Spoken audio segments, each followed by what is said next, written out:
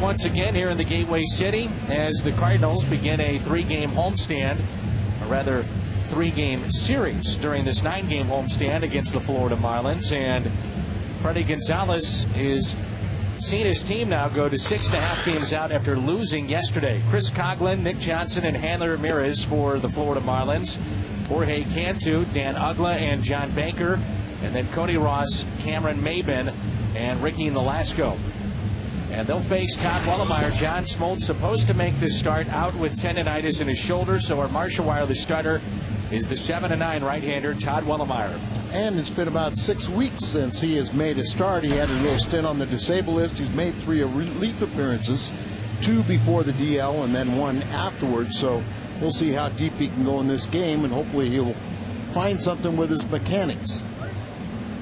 The defense behind Todd Wellemeyer tonight, as we go around the horn, presented by Auto Tire. Julio Lugo, the change at shortstop tonight. And the battery, Jason LaRue and Todd Wellemeyer. The Cardinals defense brought to you by Auto Tire. It's Chris Carpenter and Tony La Russa. And with 2 outs, the Atlanta Braves got to Carpenter yesterday in a rare bad inning for Chris Carpenter. Yeah, how do you explain that? Just real no way. But Tony even saying that even though he retired 8 of the first 9, he just didn't have his same stuff. You know, he didn't have the release point. Looked like he was really fighting the breaking ball there, but I'm sure he'll bounce back. But his 11-game winning streak came to an end. And Chris Coghlan, the left fielder, will lead it off for the Marlins. They are only 5.5 games out in the wild card, so still something to play for here in the middle of September. You never know. This is a pretty good offensive ball club, and Coghlan has a chance for Rookie of the Year. Kind of under the radar, but he has done an outstanding job, especially once he's gotten into the leadoff spot. 1 ball, 1 strike. It seems like every year the Marlins could have a Rookie of the Year because they just don't keep a lot of their talent. Well, about a $40 million payroll, and this year, offensively, they're good. Slap the other way, base hit. Remember, lefties this year have given Wellemeyer all kinds of fits. Good job by Holliday to hold Coghlan to the single. 340 average lefties against Wellemeyer. And, you know, you haven't pitched competitively or start for about 6 weeks, your command is going to be off. Totally missing location. Supposed to be inside, it's outside, it's up a little bit, and good piece of hitting going with the pitch. Nick Johnson picked up by Washington. You see the lefties hitting .339 with 14 of the 17 home runs against Wellemeyer this year. Nick Johnson at an even .300. Fastball at 95. He's really a dangerous type hitter in the sense that he doesn't hit a lot of home runs, but you know, he's hitting .300 and always among the league leaders in on-base percentage. He's got that great batting eye, and he'll take a lot of walks. He's the prototypical Boston Red Sox. You know, he's the guy that works the count, doesn't swing a lot of pitches out of the zone.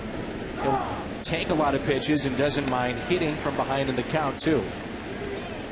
Well, the Florida Marlins, their problem this season has been disappointment from the young pitching staff. Starters not going deep into games. The bullpen is worn out. And Freddie Garcia, you know, just trying to find some innings from their starters. 1 ball, 1 strike, and a short lead at first by Coghlan. That pitch is a strike. You talked about Wellemeyer with his mechanics. He was saying the other day, I'm trying to get behind the ball. What does he mean when he says that? Well, that's, you know, we always talk about how you finish off a pitch. Well, you've got to, in order to finish off the pitch, you've got to be behind the ball to where you get your maximum, your arm and also your body all in sync, getting out there to where you can finish off the pitch, and then, you know, you get the late movement. LaRue trying to take a page from Molina. 2-2. So we'll keep an eye on that tonight, if indeed he's able to get behind the ball. Well, you know, think about it when we say the front shoulder flies open or you're dropping your elbow. There's no way you're behind the baseball.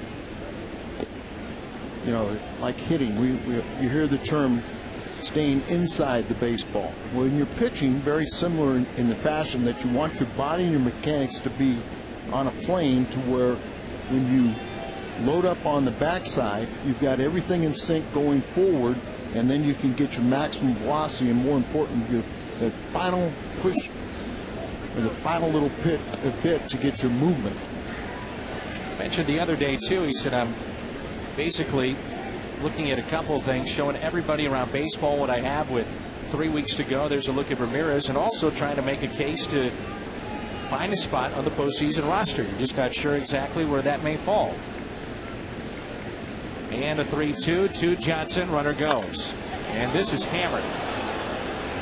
Out to right center, backing up Rasmus, and still going back and making the catch on the track. And Coghlan is going back to first base. Really looked comfortable on that ball, and you know, the early night sky kind of drifting back here a little bit, looked a little awkward, but he comes down with the catch and recovered in plenty of time on one step on the warning track. And it brings in Hanley Ramirez, who's hitting .361 to lead the National League. One shy of the century mark in RBIs, 23 home runs. And this is one young player that the Marlins are saying we're not going to let go, as they've given him 70 million reasons to stay put. And he is worth every penny. Still a young, maybe he's been accused even by his teammates of being a bit immature. But that just comes with being so good at such an early age that he will grow into a leader. And had an incident earlier this season with Ugla, and I'm sure he learned from it, and he's been on a tear ever since. And an 0-1 pitch. Here it comes. That's a strike. Now, if you've been watching the velocity on our gun here at the top left portion of your screen, Wellemeyer's been hitting 94, 95. It was 94 in that last pitch. He said in his bullpen session on Friday, he actually felt like I had something on the ball. It seemed to be coming out of my hand properly, and a little extra jump. And so far, it looks to be that way. Much concur in. As Ramirez hits it down the right field line and out of play. The exception of that last pitch, everything's been down too.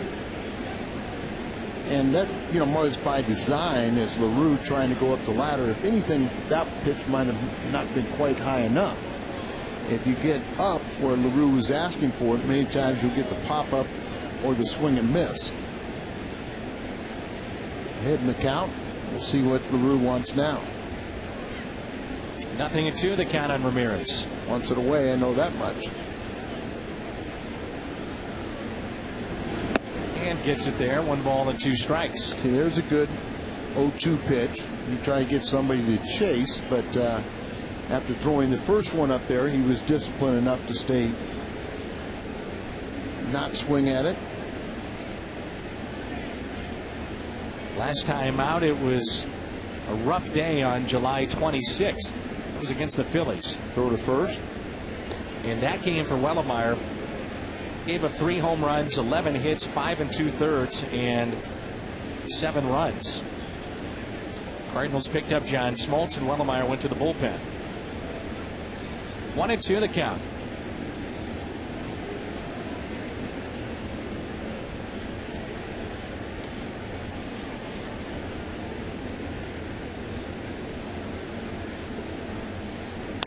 Good pitch. Hit his spot again. That looked like the cutter right there. Just got a little bit. At times, you know, Wellemeyer was really the description of a thrower. And early in his career, and remember, he bounced around from the Cubs, the Florida Marlins, Kansas City. And Dave Duncan saw a great arm and just really tried to work on the psyche and give him some credit to tell him, hey, back off a little bit with your fastball and want the fastball inside.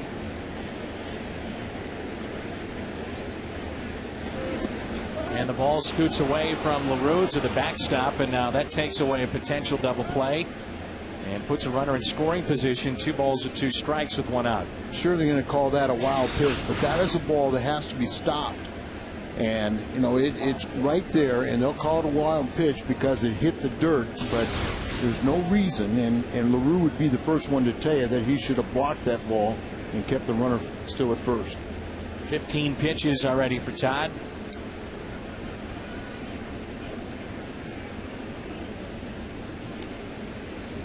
2-2 coming to Ramirez. Popped up right side. Pujols over, and that'll find its way into the seats. Fastball's got a little life on it, as that one had a little tailing action.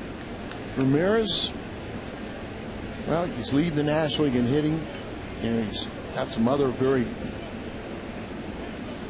good numbers, including that he was the 4th quickest shortstop to get to 100 home runs in Major League history. The first on that list, I believe, was A-Rod. Yes, it was. 2-2. Got him. Strikeout for Todd Wellemeyer. Good pitch.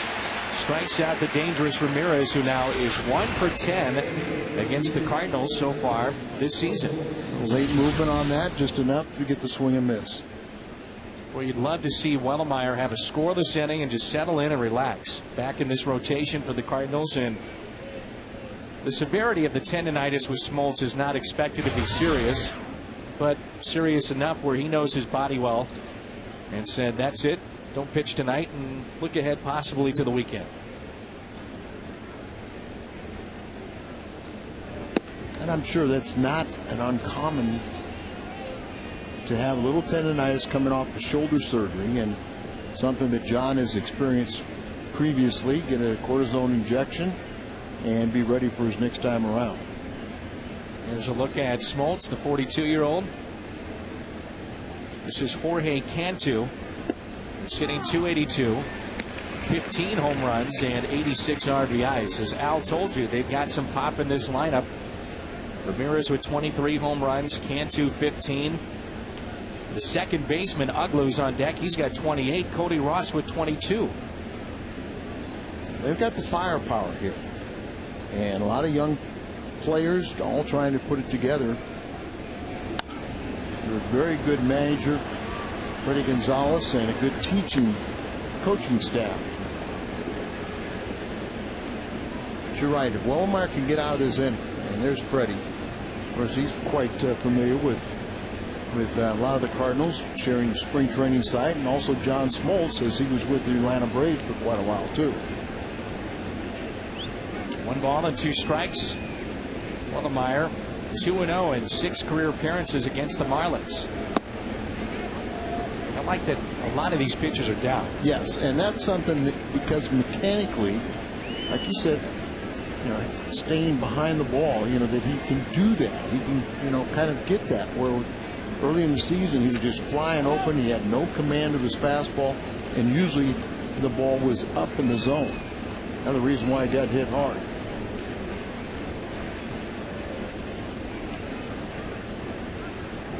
Two pitch. Pretty good pitch right there. A little slider, cutter, and Cantu just gets a piece of it. That's the pitch that Ramirez struck out on. Right. I like what I'm seeing from Wellemeyer. The problem is not starting a game in 6 weeks and really having about 3 innings under his belt in the last month. How long can he go in this game? Cardinals have Wellemeyer tonight, Wainwright tomorrow, and you're hoping that he could go deep in that start, looking for win number 19. This should do it. It's popped up. If it's playable, LaRue will give it a look and into the seats. He's always had that good slider. That when he first came up, he was pretty much, as I was saying, a thrower, and really had no command of his fastball. He could throw it 97 miles an hour, and Dave Duncan convinced him that become a pitcher. Drop down in velocity, have better command and location with it. Use your secondary pitches. And last season, a breakthrough year, but a bit disappointing this season. 2-2 to Cantu. Tied him up, slowly hit to short. Lugo up with it, makes the play, and the Marlins strand a runner at second base. Cardinals coming up in their half of the first.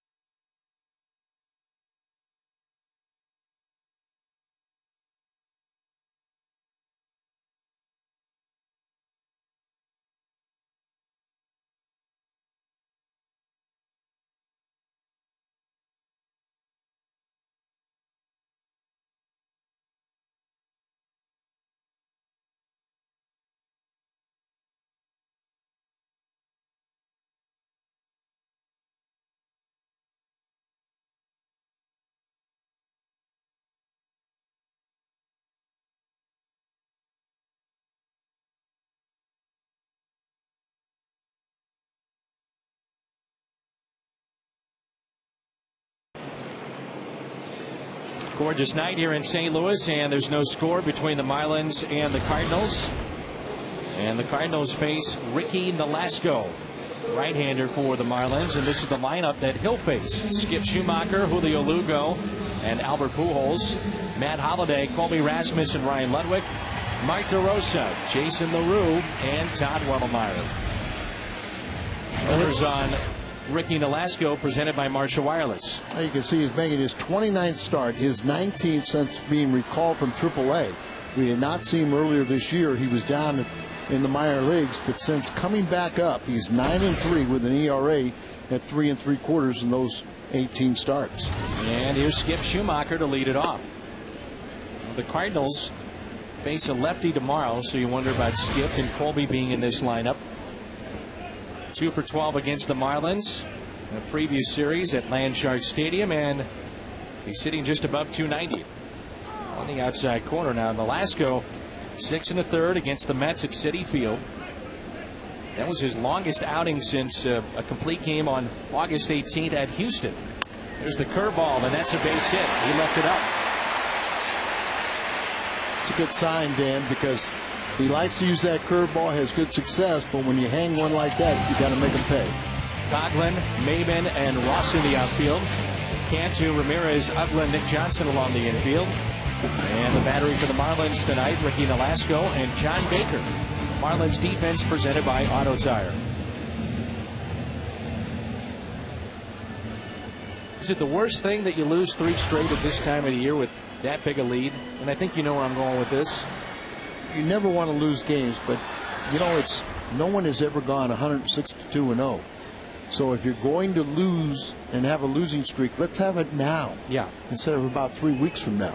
I'm not going to say it's a wake-up call because, and there's the hit and run, and it's popped up, so Schumacher retreats back to first.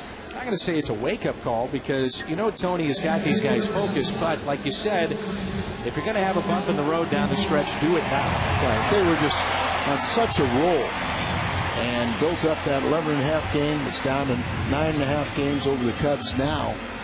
But, you know, Albert and company, really, you know, on paper, this is a dynamite offense, but it really hasn't translated during the game. Now, Albert is, you can make a stronger case that whether he is unanimous MVP, I think everyone said he's going to win it, but whether the question is, will he be unanimous? Runner at first and 1 out.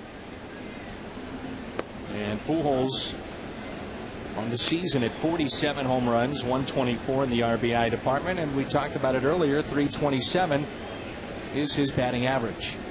And Holliday, since he's come over, they've had the best record in major leagues, but they really just haven't fired offensively. 1 ball, 1 strike. The Marlins really have pitched Pujols in his career very well.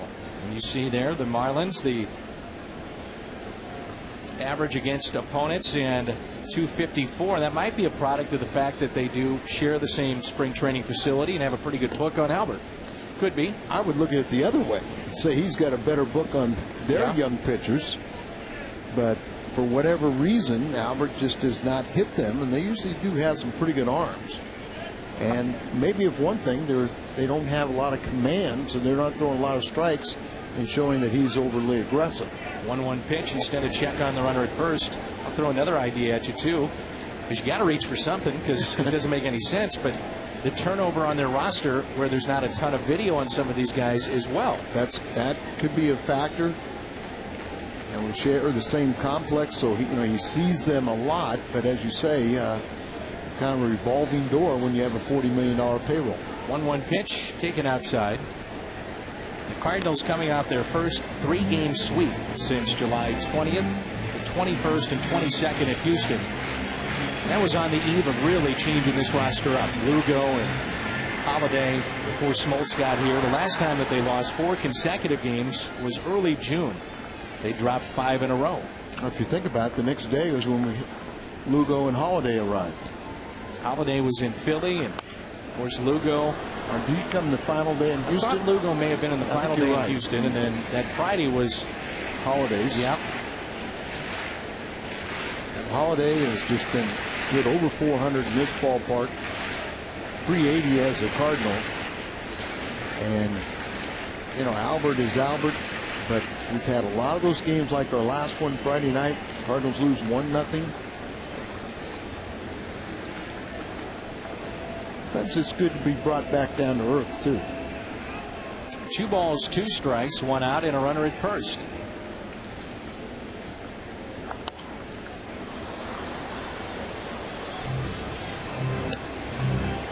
Talk about the turnover, Dan. Velasco has the most experience on their starting staff for 3 years. You said that earlier. That's just hard to believe. And Freddie Gonzalez is the one that told me that. So, you know, they got a great pitcher in Josh Johnson. But overall, they're a little disappointed in that their young pitchers have not performed better. 2-2. Get out of play again. We will see Sean West tomorrow night. He's a lefty. He's 6-5. And then Wednesday, afternoon baseball, Joel Pinheiro 14-10. Josh Johnson 14-4. And for a while, his name was being talked about for the possibility of at least being in the conversation of the Cy Young.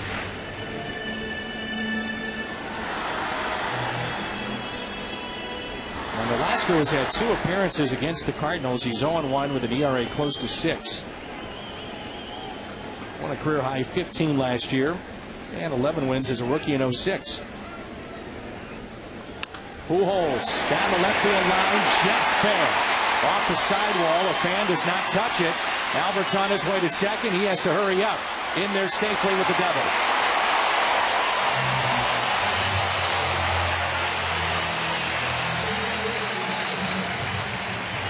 As a pitcher, when you have a hitter of Albert's ilk, and watch, you'll see how close. And nice job by the ball person down the line to get out of the way. And Albert hustling all the way with another double. Third on the Cardinals all-time list, past Ducky Medwick last week. We have first base open here, and the history between Holiday and Velasco is short, but he is 6 for 8 with a triple and 2 home runs against him.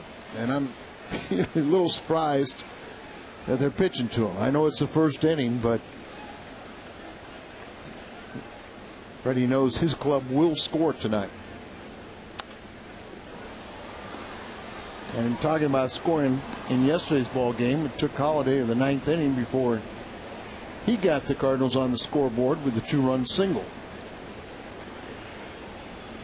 Well, the Cardinals took 2 of 3 earlier this year at Landshark Stadium. Lone Marlins win was thanks to Jeremy Hermida.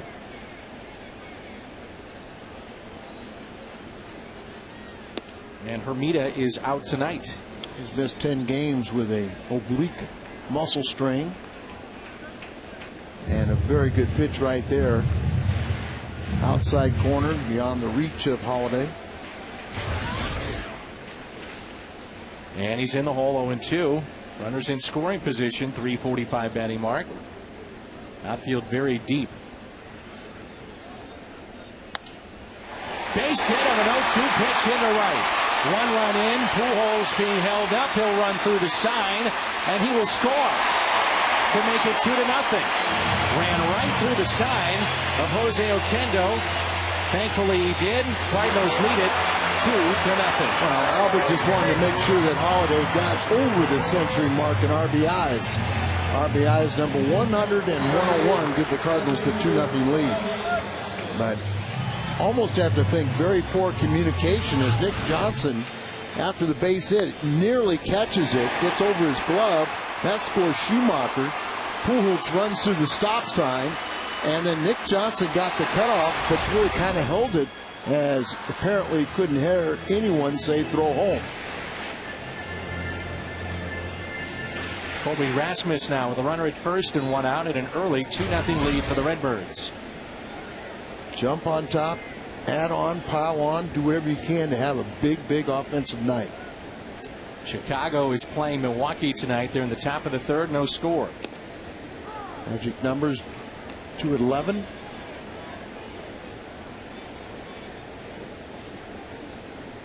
It's been a while that Chicago has been within single digits.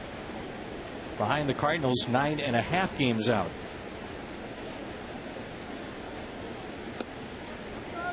This is outside, 1 ball, 1 strike. Greg Houck is over there with Albert Pujols.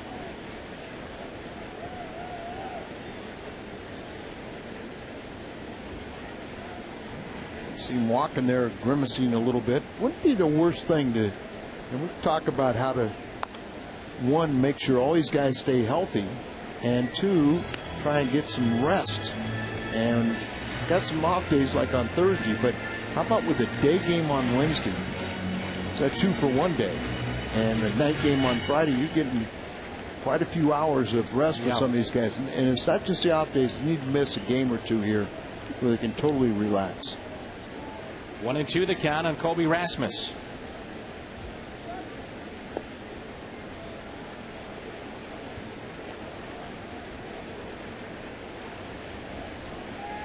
We'll visit with Blues owner Dave Checketts in the 3rd inning. For any hockey fans out there watching the baseball game tonight, 3rd inning with Dave Checketts.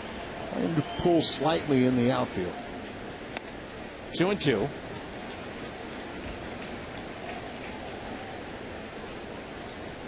Holiday now with 45 RBI since July 24th. 45. There's 101 on the season, but right now we got to get Colby back into the Rookie of the Year running. Little broken bat, a flare over Ramirez, and a base hit. Holiday on his way to 3rd. Throw is in time, but he's safe. And taking 2nd on the play, Colby Rasmus. Play was right in front of Holiday. He took a chance, and it paid off. Took a chance right there, and then, of course, good execution defensively there, but Colby recognizing the scenario, and he puts himself in scoring position as the throw from Coughlin goes into 3rd. Very close play here, and apparently he really didn't get the tag down. He didn't tag, Cantu didn't tag the lead leg. He gets the back leg, and the first leg, his lead leg, gets to the bag. So good call. That's Jerry Lane, the crew chief, over at 3rd base. A lot of times that throw beats you, you're going to be out there, but you give credit to Jerry Lane for staying with it and make sure the tag.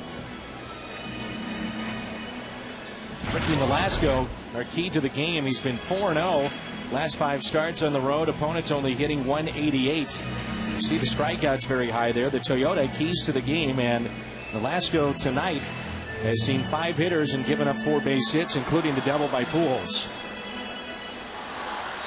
And Dan, you want to silence the critics, and the best way to do that is come out and have a big offensive game.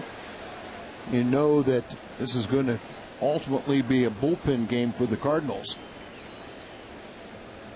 This could be a real key for the Cardinals in postseason plays. You get a look at Wellemeyer, but the streakiness of Ryan Ludwig this year, very streaky. Well, he's that type of hitter, and he strikes out a lot, but you can live with the strikeouts and the streakiness because of the home run and RBI production. Here comes a 1-0 pitch.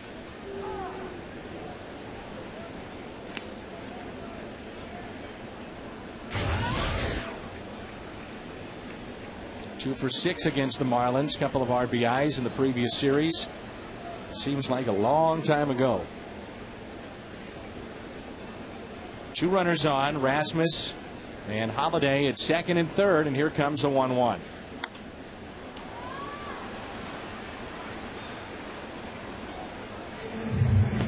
You get the feeling that this game tonight is very important in this series. Facing a lefty tomorrow. The Cardinals at times have struggled with lefties, but not so much since the trades. And then you have Josh Johnson going on Wednesday, who's been very, very good. The first game of the series, and that is so key. If you can win that one, then to win the series, all you have to do is win one of the next 2.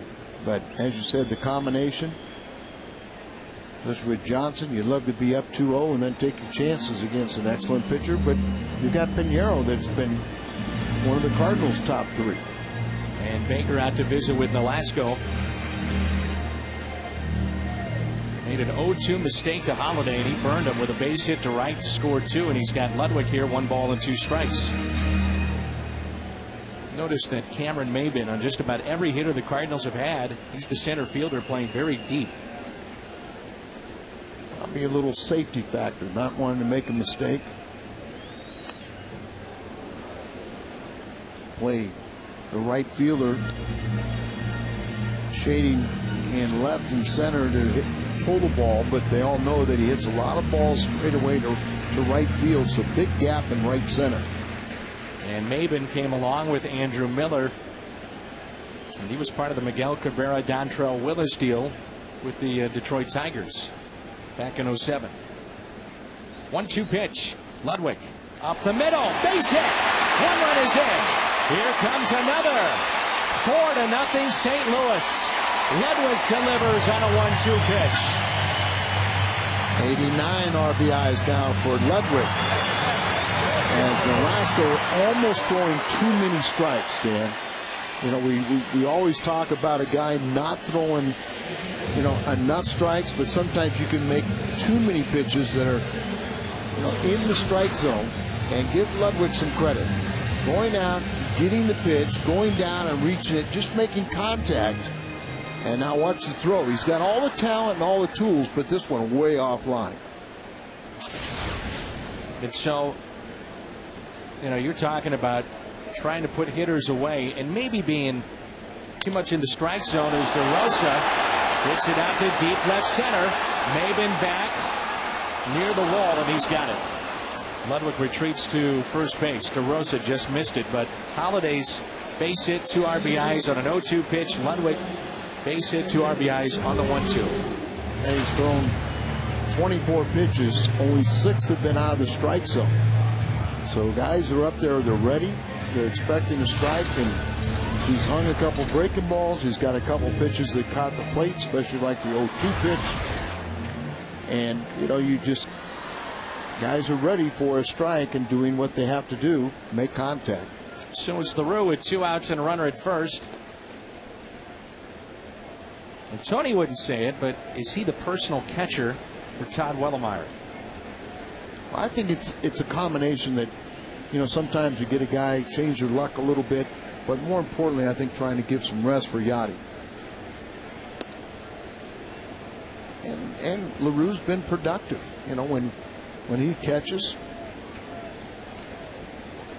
does a very good job as a backup. Not easy, but he hits just about 280 as when he starts a game.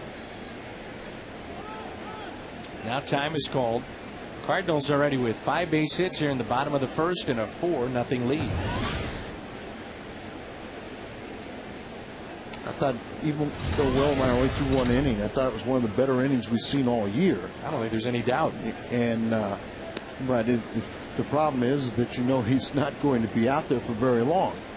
2 things. Ball was kept low, and when he missed, he wasn't missing by much. It wasn't the wild misses where he's a foot outside.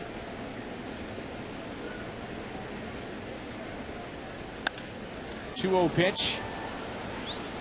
Hit out of play. 2 balls and 1 strike.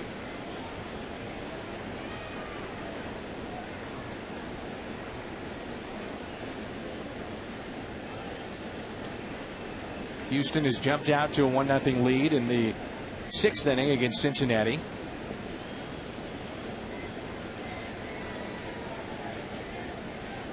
And a 2-1 pitch to LaRue.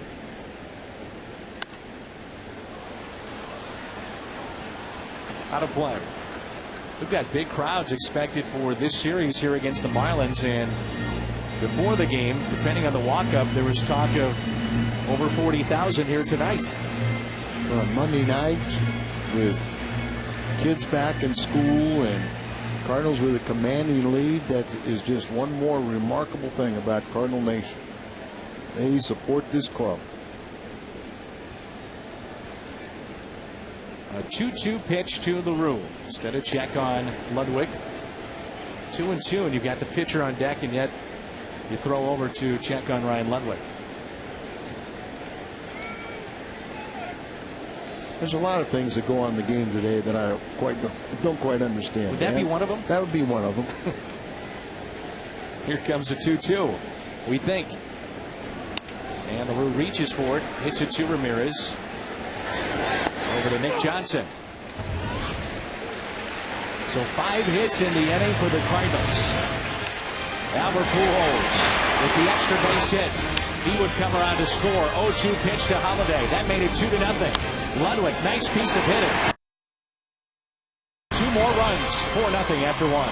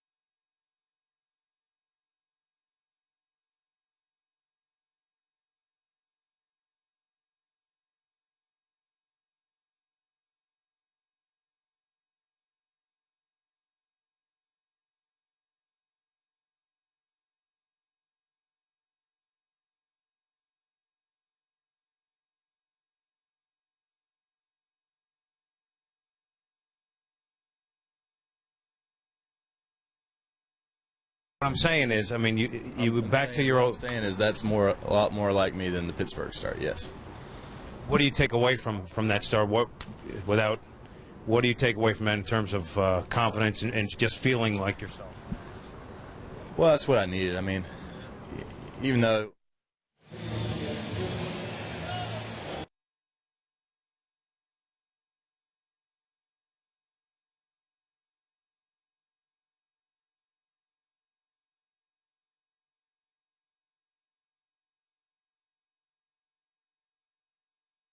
Here at Busch Stadium in St. Louis.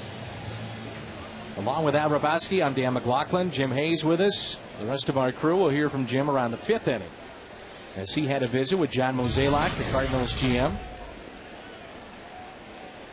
And here's Dan Uggla for second baseman. This is a part of the game that certainly has changed.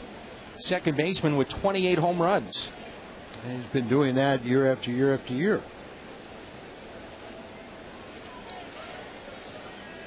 So here we go in the second. First pitch is a strike. Pretty good Rule 5 pickup for the Marlins. He's now hit at least 25 home runs in each of the last 4 seasons. There's that slider or a little cutter there that he's throwing that looks sharp this evening. And because he's staying back on the ball and then he is in the proper release form, he stays on top of that pitch and it has that little bite to it. You know, a good slider. And in my mind, the cutter, what we always talk about, was the old-fashioned slider. It only breaks about an inch. But you're trying to hit a round baseball with a round bat, and if you got a little movement, it's very difficult to center that ball, and more times than not, because it's moving down, you hit it into the ground. 2-2. That pitch right there might be the first one I remember tonight where LaRue set up outside and he missed completely inside by about 1.5 feet. And he's thrown 29 pitches tonight. In previous starts, you might have said that 20 times. So here comes a 3-2 pitch. That's a good piece of hitting there. And it's a good pitch. You're right. Good piece of hitting. Ball's down and away, and he goes down and attacks it with a good swing as he sacrificed power for contact. That's a good pitch. Look at the swing. I mean, this you see from this angle. Now watch. He's just trying to make contact, and as you said, a very good piece of hitting. You make that pitch more times than not, you're going to be walking away with ground ball outs. Brings in John Baker, hits from the left side. 267 this year, 9 home runs, 47 driven in. Just missed, a little bit low and away. You're the perfect guy to get into a conversation about this. As you talk about Ryan Franklin, the Cardinals closer, who's hit a little bit of a bump in the road. Mentally, how concerned do you get? I mean, you did this a long time, closing games out. It's one of the toughest things to do in sports. I don't think it helps when your manager, pitching coach saying it's the toughest job in baseball. You know, but Ryan Franklin's been around a long time. He had such, 5 months of just phenomenal relief pitching. And the funny thing is it coincides as LaRue's going to go out and talk to Willamar. Coincides with once he signed his new contract. Yeah. That things have kind of hit south. But Tony feels that, I think maybe, and here's what we're going to have to look at. If anything, I think the reflection of what happened on Saturday was maybe because he had too much rest. I thought that. He did not pitch since Sunday. And, for a closer, that's too much rest. You don't really want to go beyond 2 days. They felt like he needed 3 days. Got that off in Milwaukee. And then you had the off day on Thursday. Did not pitch in the 1-0 game on Friday. And then he came in the save situation on Saturday and blew his second consecutive and only his 4th overall in the season. But now if he comes back in a day or two, then we, if he has problems tonight, then we start thinking about it. So after giving that 4-run lead, Wellemeyer's given up a base hit, now a walk. His first walk he's issued tonight. Well, I'm going to say he's going to sound a little funny, but this is also something. In the case of Wellemeyer, probably the worst thing was having such a long inning. Cardinals were productive. They got 4 runs because he hadn't started a game in 6 months. He's only thrown 3 innings really in the last month. So that was almost too long sitting on the bench in between innings. So 2 on, nobody out. Cody Ross was 22 home runs and 84 driven in. Fastball and a strike at 92. Now Ross is a better center fielder than Maben, but since Maben has only played center field, it was easier for Cody to go to his corner outfield instead of making the rookie do something he wouldn't be comfortable in. When we saw them earlier this year, they were talking about the defense of Ross and how well he had played. That's past Pujols into right, and a run will score as the Marlins cut into the lead. It's 4-1. Just out of the reach of Albert Pujols. You just kind of wonder is, Albert goes further to his right than any first baseman I've ever seen. And you wonder, too, whether we saw him like dealing with a lower leg issue, that kind of hampered him a little bit. Good piece of hitting to go down here. Now let's watch this Upwell over there.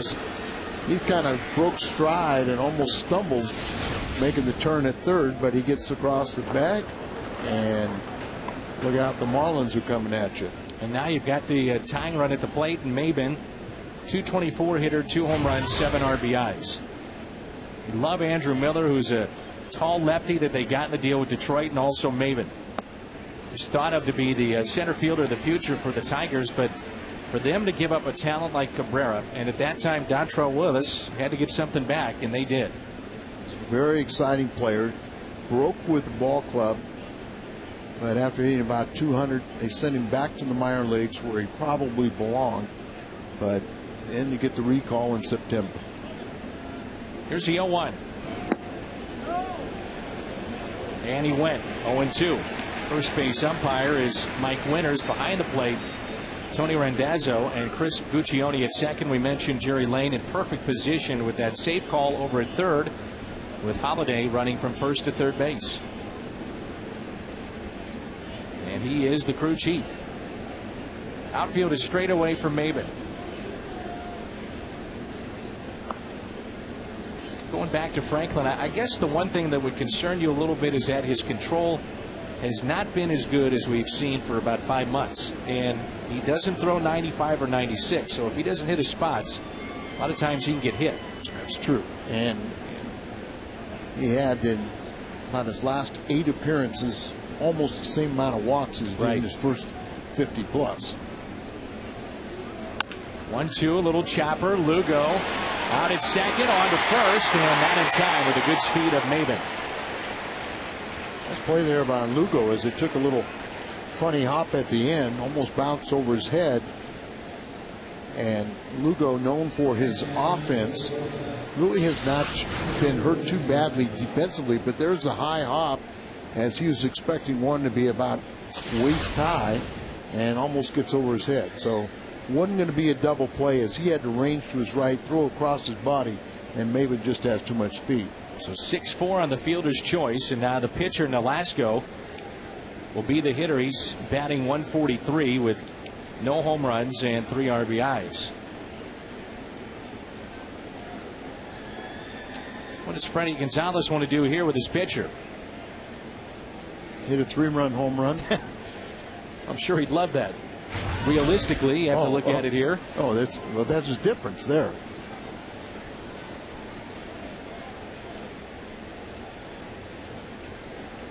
And the Cardinals have Pujols holding at first. DeRosa coming in on the grass at third. Showing bunt and a strike. What he really wants his pitcher to do is not hit into a double play. Exactly. As it's not necessary, it's not a squeeze play with runners at first and second, trying to get through the pitcher, get Maben into scoring position at first. Now, give the Marlins credit. This year, they're still in the race. Last year, they were late, even with all this young talent that they have, and not much of a payroll. It's not an easy thing to do. Young players playing in a pennant stretch like this, give them credit. Got to make it a friendly environment, a fun environment. And usually the only way to have fun is to win. But it's also at this level now, the big leagues, there's much more coaching than there ever was before. Not that this should ever be an excuse, but the Cardinals come home and they play in front of 40,000 fans. The Marlins come home and some nights they're playing in front of 8,000 people. It should never be an excuse, but it is human nature. It would just be, I think, hard at times to get up for certain games. Well, and I'll tell you what's even better for a club like Florida. Cardinal, not that they ever take the home field and the crowds for granted, but they feed off it. It's sort of the visiting teams who never get a chance to play in front of these large crowds. They come to this environment and they're supercharged because it just energizes you. Sure, for some of these young players in the Marlins, they come in here and they're looking around and say, wait a minute, this is a Monday night. Football season is going on. There's a doubleheader of Monday Night Football. And, of course, a lot of fans are interested in that. And yet, here it is, almost 40,000 here tonight, if not more. But that's what makes this a great baseball city and a great sports town. And there's a strikeout for Wellemeyer. That's his first of the night. Check that, his second. Visit the official online shop of the Cardinals at STLCardinals.com for the largest selection of postseason caps, T-shirts, jerseys, and more. Get your playoff gear straight from the source, STLCardinals.com, and shop right now. If you're Freddie Gonzalez, it's not necessarily the worst thing. No. We said that all he wants to make sure is that his pitcher did not hit into a double play and give him one more shot with 2 outs, or at least one more shot with 2 outs to get this game a bit closer. So no Marlins rookie has ever hit over 300 for a season. Yeah, and that's Hockland has a chance to do that as he's 307 with his base hit here tonight. Now Jeff Conine and Hanley Ramirez in rookie years hit 292. It's the best by a rookie in the Florida Marlins. There's a strike, 0-2. Since 1990, only 5 National League rookies have hit 300 or better in a season. Albert being one, 329. He did that in 01. Mike Piazza, 318. Todd Helton, 315. And Scott Pisegnant and Marlon Byrd. Those two are both over 300.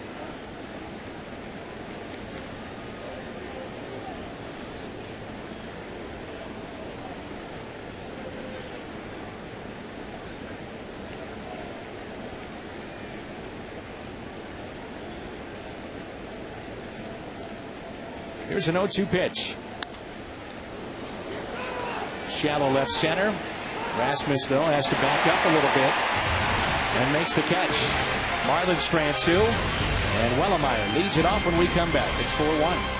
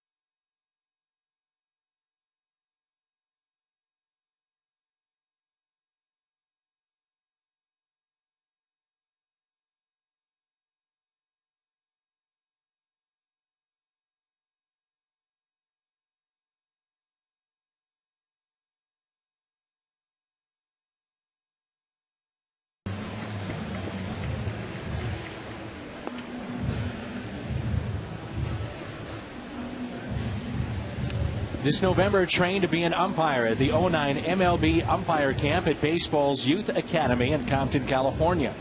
For more information, go to www.mlbuc.com. So 4-1 St. Louis over Florida as we move to the bottom of the second, and Todd Wellemeyer will be the hitter. I think those umpire camps, they maybe take some of the arguments, or maybe like the ejection that Tony La Russa received over the weekend, and they let you play out role models. I'd like to see a little role playing. A little role playing, yeah. Role playing. They bring you in, fly in to have a little fun. You'd enjoy it, I'm sure. Oh, yeah. Maybe bring in Bobby Cox. Bobby has plenty of experience. Maybe a little Earl Weaver. He'd be perfect.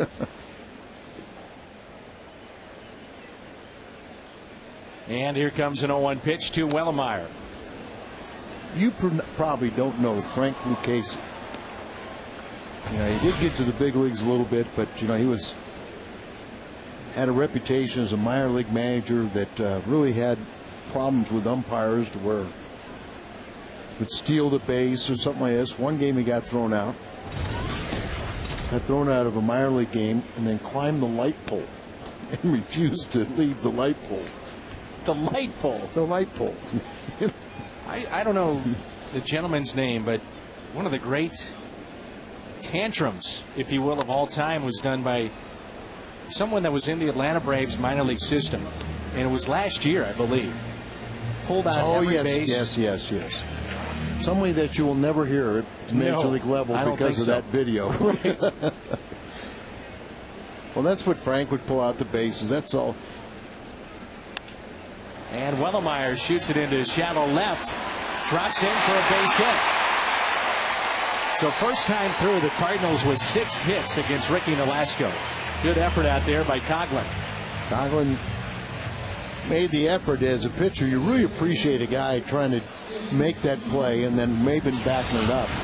But here's the effort by the left fielder, and it gets by him, but his center fielder was backing him up, so a couple young players playing the game properly. That's the Exmo Cam, brought to you by Hot Shots Sports Bar and Grill. That's right, they have the downtown location just south of the ballpark on Broadway. Matter of fact, just one block. Isn't it? Just one block? Yep. No. Well aware. So nobody out. Here's Skip Schumacher, who singled his first time up. Bob and Wanda Taylor, watching this game in Little Rock, said they know all about Hot Shots. One block south of the ballpark. That's great. Sound a little sarcastic. No, that's great. Hot Shots has been with us for a number of years. That's backhanded by Johnson. Out at second, no play at first. That's good. Get Wellemeyer off the bases. And it brings in Julio Lugo. Orville Dowd is a huge Cardinal fan, 94 years old, and lives in Tulsa, Oklahoma. But apparently he can get on the internet because he emailed you and I and enjoys our telecast and all the fine hard work of the men and women at Fox Sports Midwest. So thank you, Orville. We appreciate that. Apparently he navigates the internet better than Al. There's a strike, and Orville is 94. That's really not much of an accomplishment, Orville, but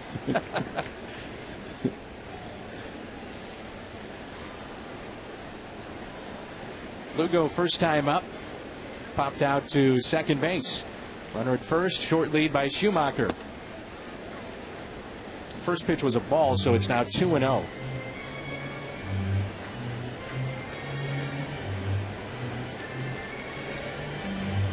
You think tantrums, you have to think Hal McRae. Kansas City, he was the manager. Managers destroyed the manager's office, pulled the phone off the wall and threw it, and it hit the best member of the Kansas City media, the one that he really liked. The guy he liked. He really liked him. The 2-0 pitch, and Lugo lifts it in the air, left field, to the wall, leaping catch by Coghlan, takes the hit away and fires it back into the infield. A fantastic play by Chris Coughlin out in left field. Well, this is another aspect of why the Cardinal fans are the best. After this very nice play, stretches out, glides in that fence, hangs up his knee a little bit. You get a nice ovation from the crowd that really appreciate the effort. Not only they prefer it being by a Cardinal, but they can recognize terrific athleticism from the opposing team and acknowledge it also. In the Expo Cam presented by Hot Shot Sports Bar and Grill. And, you know, one of the neat moments I thought this year was when Randy Johnson left the game with San Francisco to a standing ovation here at Busch Stadium. Recognize it could be the last time the future Hall of Famer ever pitches in Busch Stadium. He's trying to come back and pitch in relief this year. That would be awfully tough to do with the kind of injury he's been dealing with. I think it's also trying to tell everyone I'd like to pitch another year. Yeah. And again, that's why a start like this for Wellemeyer is big. You never know who's watching. Scouts are here. Maybe they see something that they like. And I've always felt that, you know, you're always pitching for your team and you want to stay with your ball club, but you're auditioning for everybody else.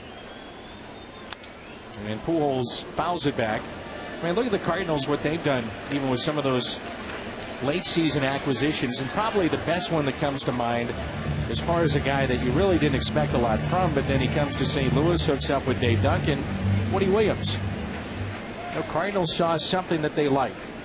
Well, they acquired Woody Williams August 2nd. So after the trading deadline, it seemed like the Cardinals were out of it that year. And yet Woody came over and the team caught fire and he became a real leader. And they not only went to postseason that year, but had a couple more good years for the Cardinals. It was a hanging breaking ball, and Pujols pulls it for strike two.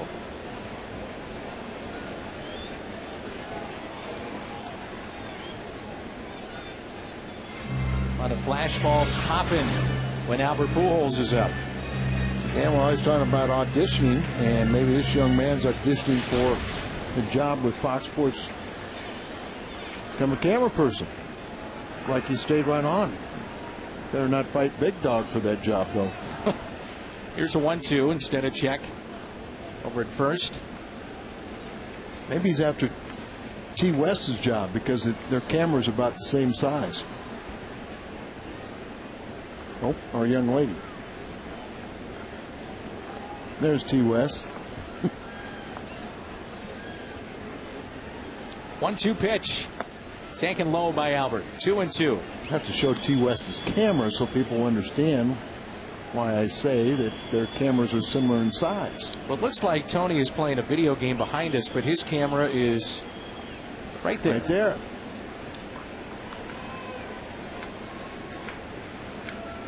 And there's his controls, as he really is playing a video game. Yeah. Here's a 2-2 to Albert. Runner at first with 2 outs. Another hard hit ball off the bat of Pujols. He's 2 for 2.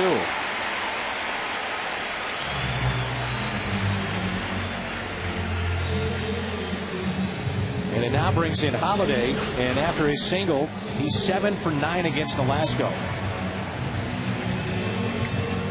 I almost get the impression that they wanted to jam Albert. They wanted to pitch him inside, but that ball just drifted back over the middle of the plate, becomes a much more hittable pitch, pulls it to the left side, and it finds a hole because he hits it hard. Al, have you seen a hitter that you played with or you watched today that's any better on an inside pitch of not only pulling it, but pulling it and keeping it fair when it looks like it might hit Albert Pujols? I would not want to be disrespectful to Albert, and so I'll say no. Okay. But you think you have one, maybe? No. No, I mean, I've seen some guys that are pretty good, but to do what he's done for 9 consecutive years, he's in a class of his own. Holiday in the air to center. Gets under it off the end of the bat. It's baseball season still, but hockey just around the corner. And Dave Checketts, the Blues owner, will be with us when we come back. It's 4-1.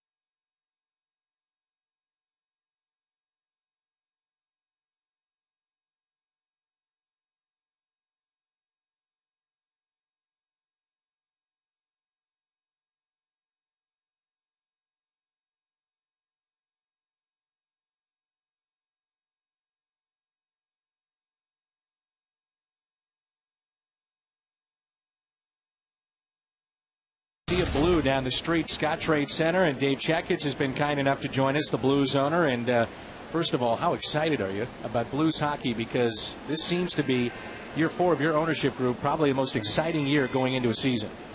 Well, you know, Dan, the difficult thing about being an owner of a team is to keep some positive momentum. But where we took over the Blues, we knew we would see some things. I didn't think it'd take this long. But I have to tell you, going into our 4th year, we're more excited than we've ever been about the quality of the club. What have you learned about, take the Blues out of the equation, what have you learned about the Gateway City that maybe you didn't know about when you first took ownership of the Blues? Well, there's a real passion for the Blues that exists, 41-year, 42-year history. Right. And yet, you know, there was a lot of things that went on in the early part of this decade that sent people on their way. They left and packed and decided not to come back. It's been harder than I thought it would be, actually, to get them to come back, but now they're coming back, and our ticket sales, our season ticket sales are at an all-time high. And I think, actually, Dan, we'll sell out most all of our games this year, so I hope people will seriously consider buying season tickets. Let's a look at Nick Johnson and a leadoff double as we start play here in the top of the 3rd. And I believe it was, 31 sellouts a year ago. Is that correct? We had 31 sellouts last year. And like I say, we expect to sell out most every game this year.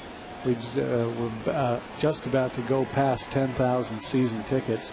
That's the first time we've been there in a very long time with the Blues. So people in St. Louis are coming around, and they're so friendly. They're patient. They keep telling us to stick with the plan. Sure. It's been a lot of fun. I can't wait to watch on about you, but the guy I just cannot wait to watch him.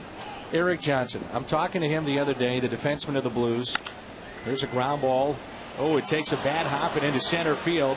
And Rasmus will come up and fire it back into the infield. 1st and 3rd with nobody out. Hanley Ramirez with a single. But talking to Eric Johnson, he's telling me, well, at one point I got up to 250 pounds. And now I'm going to play around 235, 238. Oh, by the way, I'm the fastest I've ever been. Yeah. I can't wait to watch him. No, he's built himself up.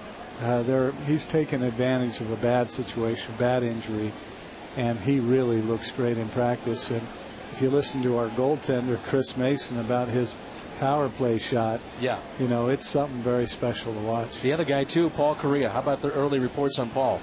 Paul hasn't practiced full blast, but he's been skating and skating well. He's had a little stiffness, but I think that's to be expected at this point. And he feels better than he's felt in many years, so I expect a great year from Paul. Can I put you on the spot? Of course. Thank you. We know each other well enough. Yes. I'll put you on the spot. What if you had an expectation for this Blues team this year? Well, my expectation last year was that we would make the playoffs. Now, in December and January, nobody believed that. So that was my expectation. And I told John Davidson at Christmas, we're gonna make the playoffs. And of course, we put on some second half. Now, when you add Paul Correa, Eric Johnson, DJ King, perhaps Eric Brewer, our young kids get a year older. This is a club that should not only make the playoffs, but should advance. That's the expectation. Ticket sales, we touched upon it briefly, but for fans watching tonight, what would you tell the fans about coming on out and best places to get the tickets and where to go? Well, you can go to stlouisblues.com. Okay. You can go to Scott Trade Center, the ticket office. You can call 622-BLUE. I sound like a salesman, don't I, Dan? That's okay. But, nothing wrong with that. But I'll tell you what, we look forward to a very, very enthusiastic, high-energy year at the Scott Trade Center with the Blues, and anything could happen, so I hope people will come. The Blues start up early October, and hopefully the Cardinals are going deep into October. That's and right. You know, it's great that here we are in a Cardinal telecast. We can have the Blues folks on and vice versa. The relationship between the franchises, I'm assuming, is a pretty good one. It's not only good, it's great. We admire them. They're who we aspire to be. We love what they do for this great sports town. And, you know, I spent a lot of time in New York. I'm telling all of the Yankee fans it's going to be St. Louis and New York in the World Series. But, listen, we do have a great relationship. We're hoping for them to go deep in the playoffs. And when they're playing and we're playing, it's downtown St. Louis is a fun place to be. There's no doubt. Did you grow up a baseball fan? I did. I had my eye on a different National League team that'll go unnamed. I was going to say, you want to divulge this team? No, remember, I only lived a few hundred miles away from Los Angeles. So I got you. I loved the Dodgers, but I have become a great admirer of this franchise and all they've accomplished. Great to see you. Can't wait for the season. Thank you. See you soon. You got it. That's Dave Checketts of the Blues. 4-2, midway through 3.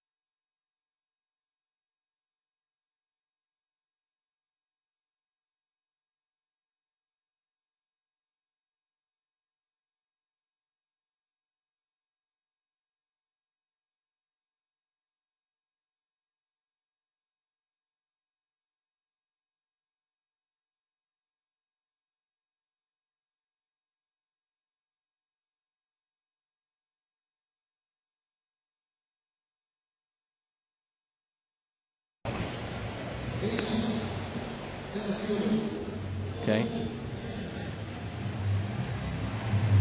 Well, you can enjoy everything hockey on Saturday, September 19th. Fox Sports Midwest presents the Blues Fan Fest, and you can meet the players and broadcasters, play interactive games, and take a photo at our Blues Live set. Then stay and watch the Blues take on the Stars. The first 3,000 fans get a Fox Sports Midwest Fan Fest shirt. Activities begin at 3. More information, go to stlblues.com, stlouisblues.com. And, of course, we'll be the exclusive home this season of the St. Louis Blues. Over 70 games this year on Fox Sports Midwest. Neat guy, Dave Checketts and his group. I'll tell you what, Al, they've done a heck of a job, too, because when he came in, that franchise was shaky.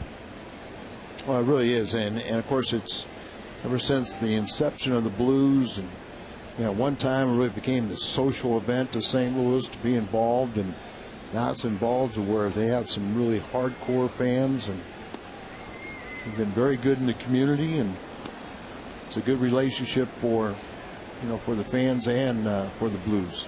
We wish them all the luck in the world. And the players, you got to see how the players support each other. Wow. You always see the Cardinal fans at the Blues, or the Cardinal players at the Blues games, and vice versa. But looking forward to it. Should be a neat year of hockey just down the street.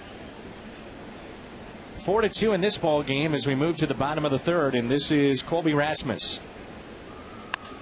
Rasmus in the air to left. I was just telling Dave Checketts that my problem is that Bobby and Barclay Flegler taught me all the rules. That's not good, Al. That's not good. Well, it's good for me. It makes it more interesting. Yes, it does. 6, a serious number. When the Cardinals score 6, you get a 20-ounce coffee, fountain, or frozen drink for just $0.25 the next day at On the Run at Mobile. Win or lose, Cardinals score 6, you score 25-cent drinks at On the Run. Just don't understand the skating aspect of it.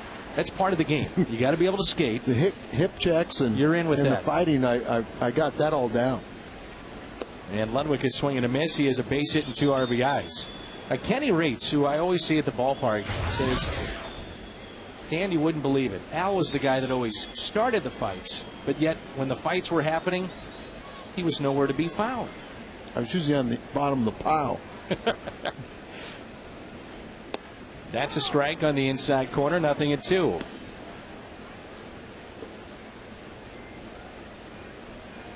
One out, nobody on. It was a real good piece of hitting by Ludwig.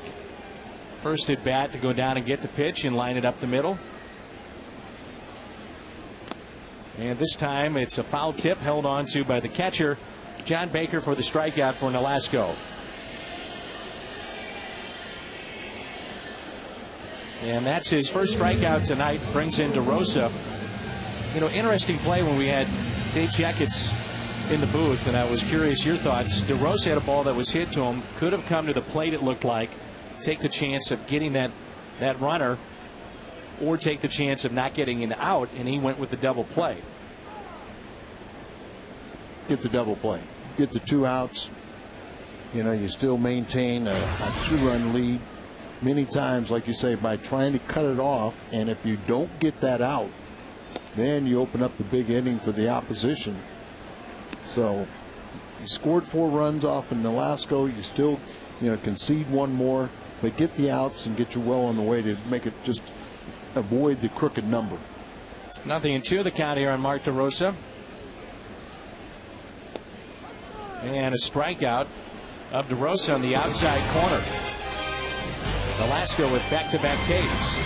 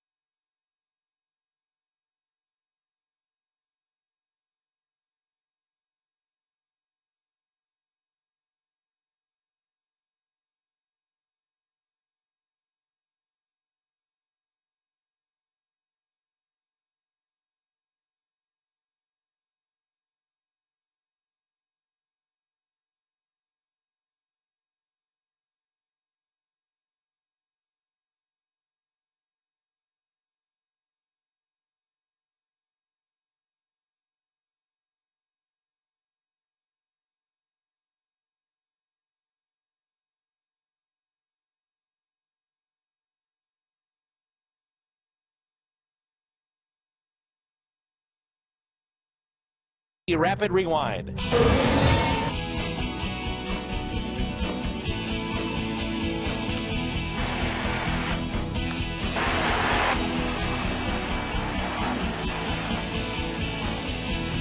AT&T, the nation's fastest 3G network. AT&T, your world delivered.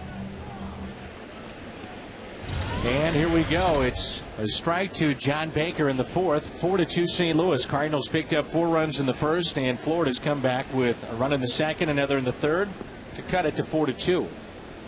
1 ball, 1 strike. And you just kind of wonder how deep Wellemeyer will go into this game, just because obviously his stamina and endurance has been limited, being on the DL and not in the rotation for 6 weeks. 1-2. By him, he's big, strong, 2-to-1 strike to ball ratio, and in many ways this is some of the best pitching we've seen from him all season long.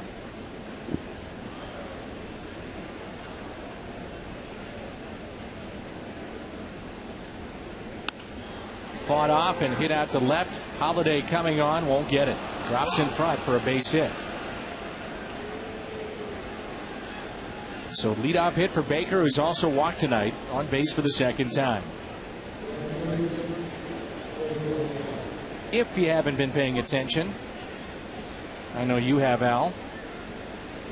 Let's run over the division leaders. Cardinals by 9.5 in front of Chicago. Phillies lead it by 6.5 in front of these Marlins, and the Dodgers are 3 in front of Colorado. So the story right now in the National League, the wild card in San Francisco has now fallen 4.5 games behind the Colorado Rockies. Shallow center. Lugo calling for it. The shortstop has it for the out. So right now it looks like Cardinals would be playing the wild card if they had the best record, or if they did not and the Dodgers had it and they had the second best record, they would be playing the wild card either way. So the question would be, if you're playing the Rockies late season, how do you approach that series? You know, you may have some guys that could be pitching in that postseason that it would be their turn to pitch, but yet you don't want to show them, you know, if you have to face them the following week. Right, you owe a responsibility to other teams chasing in the wild card, not to and it's not in Tony's vocabulary or just the way he wants the game played and played properly, to allow another team to win just to give you a more favorable matchup, or not to allow, say the club that you may be facing postseason see one of your pitchers, you know, a week or so later. And the reason why the Cardinals would be playing the wild card is if the Dodgers had the best record, they would play the wild card team unless it comes from your same division. Base hit for Cameron Maybin. And the Marlins know about being the wild card. They twice have won the World Series as the wild card. So no play for Lugo, as that was hit in the hole, and now it's Nolasco, and he's up with runners on for the second time tonight. It'll be first and second, one out. Tried to sacrifice his last time up and struck out. We talk about it all the time. This is where Albert Pujols is very, very aggressive in not only getting that lead runner, but trying to start a potential double play if you bunt it to the right side.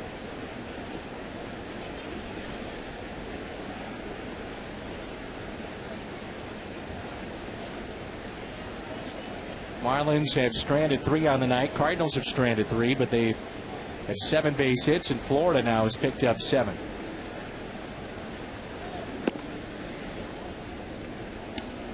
Defensively, the Cardinals are going to try and make sure they get the lead runner. As you pinch at the corners, Lugo kind of shadowing, and the runner at second base keeping his lead to a minimum, and then races over towards third. Schumacher's got the responsibility of getting over to first base. And Wellemeyer now getting a little wild, and they're trying to give you an out, and he's falling behind the count 2-0. And that was pitch number 70 already for Todd Wellemeyer. Only in the top of the 4th with 1 out and 2 runners on.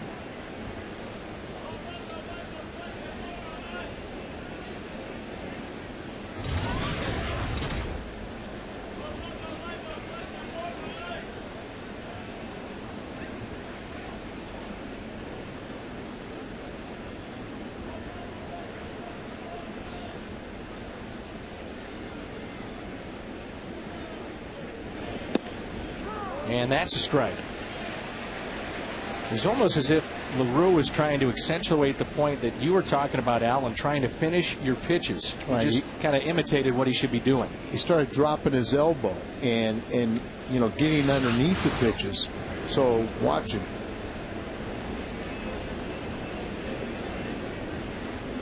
Falling off the side, your arms dragging. You know, you get underneath the pitch and you kind of sling it over there. There's the bunt. Wellemeyer will go to first.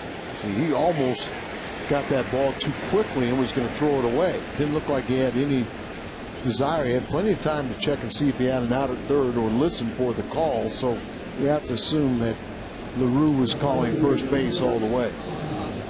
And now a base hit possibly could tie it up.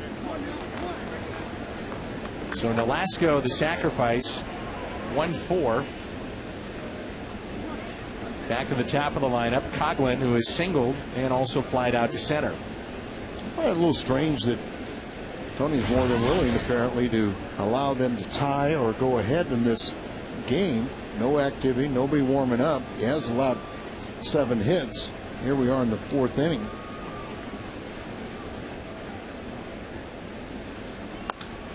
And a base hit. This game is tied. Past Pujols, and Coghlan on his way to second base. Now on his way to third, and he's in there with a 2-out triple. And that makes it 4-4.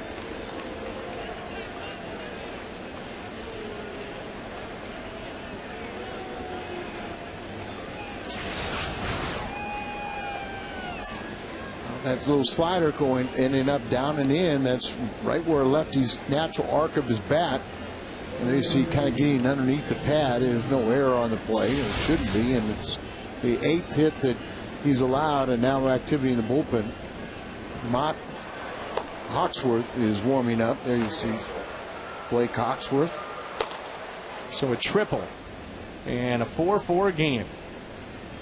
Gives the idea what, I mean, it's like, it's not like this game was all of a sudden getting away like it was yesterday. You can see this one coming, and there are 2 outs, but content to let them tie the game, and a threat to go ahead here with 2 outs here in the 4th. And Hawksworth getting loose in a hurry. So Coghlan, the runner at third, he's the go-ahead run, and brings in the second place hitter Nick Johnson. Not about lefties batting over 340 against him. Johnson 1 for 2, and then you have the National League's leading hitter on deck. And a strike to Johnson tonight. He is flied out to center and also doubled.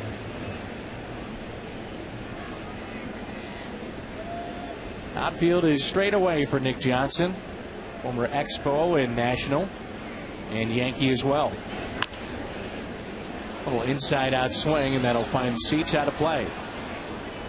So very disappointing, Al, when you get a 4-run lead and now it's 4-4, and it doesn't look like Wellemeyer would go very deep into this game, as he's due up second for the Cardinals in the bottom of the 4th, and he's approaching 80 pitches. Well, in my mind, it's just like, okay, it's one thing to try and stretch him out, but you still are trying to accumulate as many wins, and he's not going to go 5 to qualify for the win.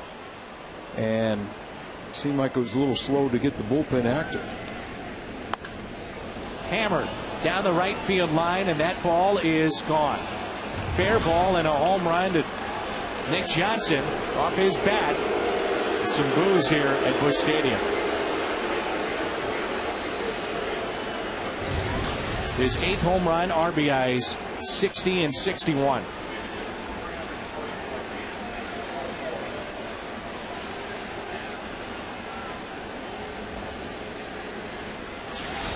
Well, you got to battle back.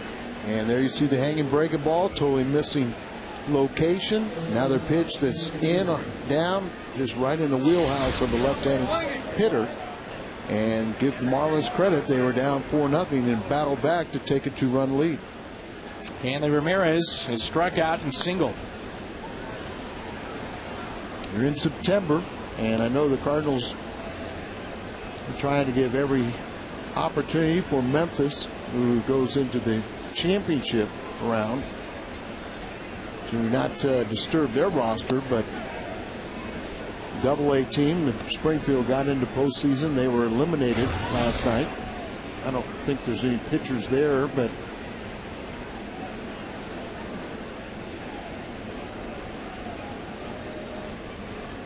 one pitch.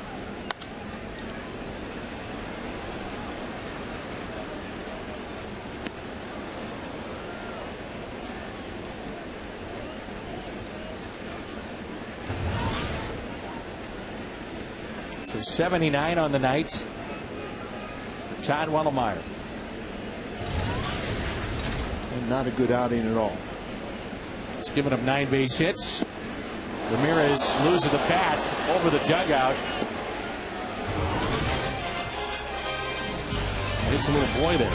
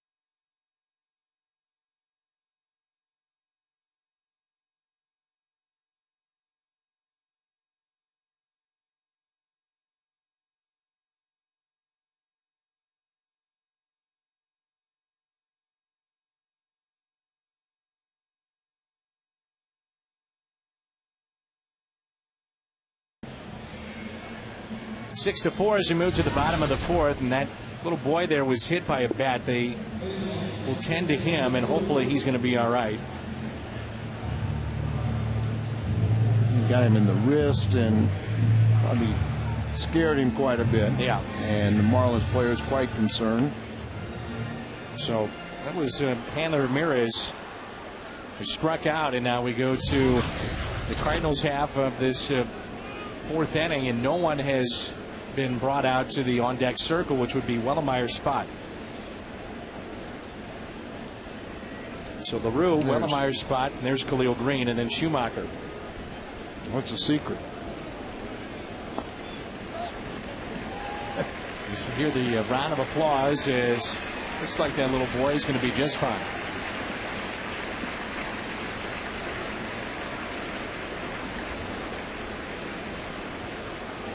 Now Wellemeyer is standing at the on-deck circles for the deke. One ball and 2 strikes on Jason LaRue, in a brand new game now for Ricky Lasco. Fell behind 4-0, and now the Marlins with a 6-4 lead.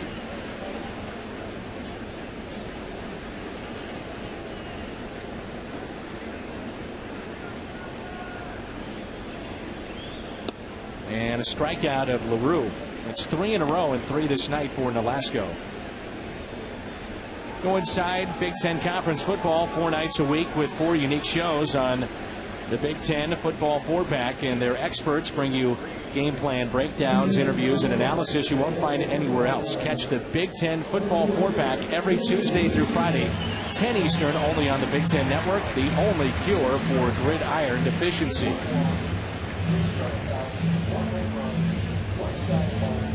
So rough night for Wellemeyer as he goes 4 innings, 9 hits, 6 runs, and all those were earned.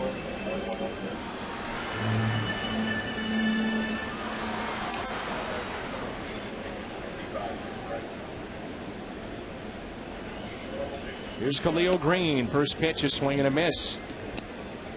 Now, unfortunately for Troy Gloss, he's out with a sore oblique muscle, and this probably would have been a start for him with good numbers against Nolasco. Yes. And now, Tony Al has a decision to make here when you think about his bench for the Cardinals if they get into postseason play. As you see Carpenter and Wainwright talking now to tonight's starter Todd Wellemeyer. You have Joe Thurston, who gives you a little flexibility because he hits from the left side. He's taken some good at-bats recently as a pinch hitter. You have Khalil Green in this spot. You also have Troy Gloss, who could be a pinch hitter. And probably it'll be, 2 of the 3. And Troy is eligible because he was not recalled until September 1st, but he's eligible because he's on the disabled list all season. Little floater. This may drop. Fair ball, and it does. Base hit, Khalil Green.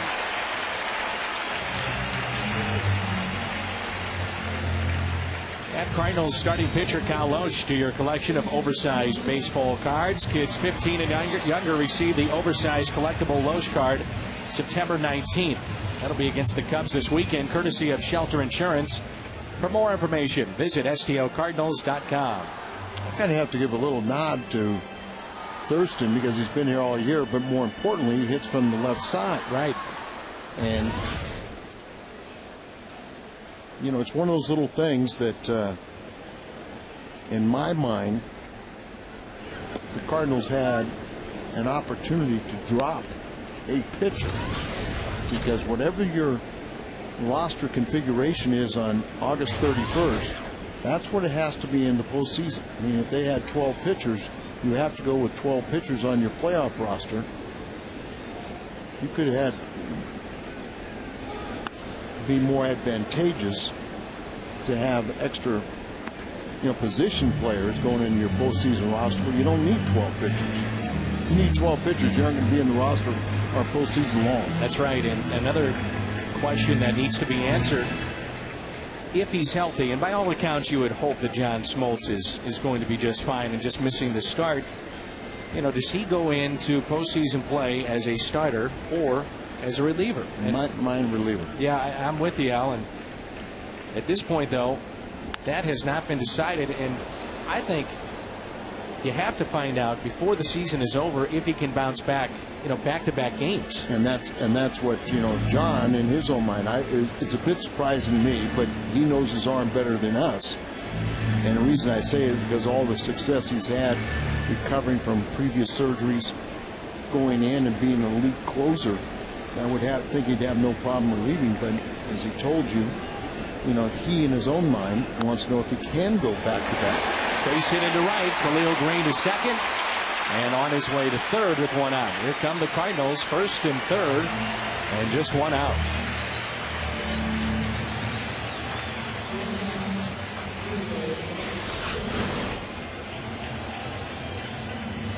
Ball down and away, and he hooks it, pulls it, and finds a hole in the right side. Khalil off and running. He takes off. He sees that it's going to go through, and he goes on to third base with no problem.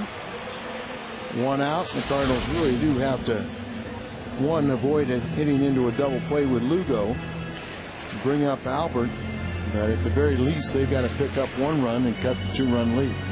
One of the best plays we've seen defensively this evening, no doubt, is from their left fielder, Chris Coughlin, and he took an extra base hit away from Lugo, jumping and reaching back and then crashing into the wall to take a hit away.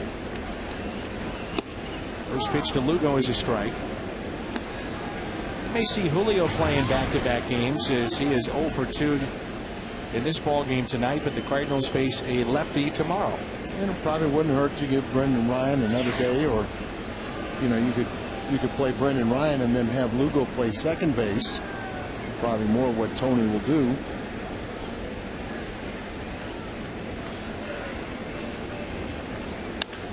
Lugo, right center field. Long way to go for Maben. He won't get it. Drops in for a base hit. Schumacher being waved in. Relay to the plate. He is safe, and this game is tied. 6-6. Julio Lugo.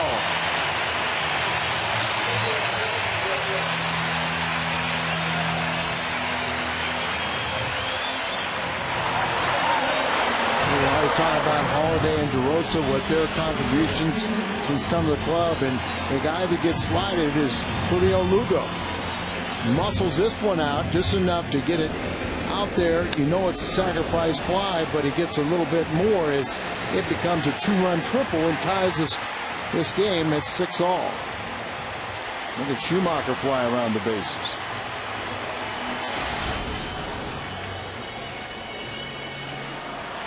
And Lugo winds up at third in an RBI opportunity for Albert. Pujols is 2 for 2, and Nolasco hasn't fooled him one bit, Al. No, and surprising that Freddie pitches to him here and not set up the double play. But Albert, even on a couple of balls that he pulled foul, they were just rockets. 26 out of 49 times. You might think that would be a little bit better than 53%. Yes, just thinking the same thing, but starts play a couple RBIs behind Prince Fielder. And a 1-0 pitch.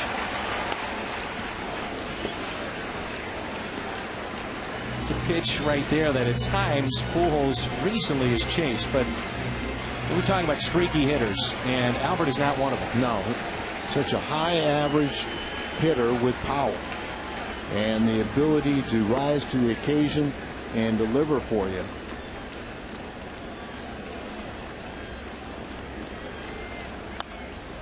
Same pitch. Well, there are times when, Albert is always, obviously 9 consecutive years to start his career with at least 100 RBIs.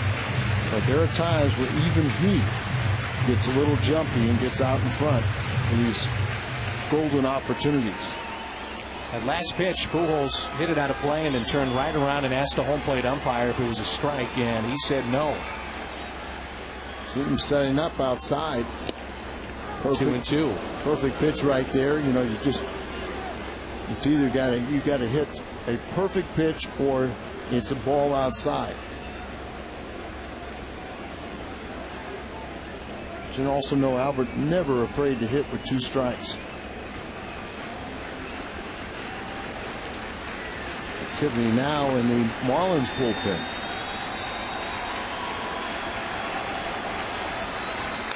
Looked like he completely missed location Oh, there. absolutely. And look at Baker's going to go out and talk to him as he tried to throw a 96-mile-an-hour fastball. Baker set up outside, and that was up and in. This is a location that most hitters can't make contact. Set up away, and look where you see the ball. Look at where the ball is, and look where the catcher's set up. And Albert has that ability to get on top of a high fastball. It's amazing. He's 6 for 12 against Alasko. About to say that, Al. I mean, if that pitch was maybe an inch lower, it's in the seats. Yes, I mean, and there's that pitch there, if it's 2 inches up above, very few guys have the ability to get on top of it. Most of them either pop it up in the infield or swing right through it. 3-2. Now will he even see a pitch to hit, as you mentioned? I think they've been trying not to give him a pitch to hit all at bat. Yeah, and then you set up the potential double play with Matt Holliday coming in. Tim Wood, the right-hander, warming up.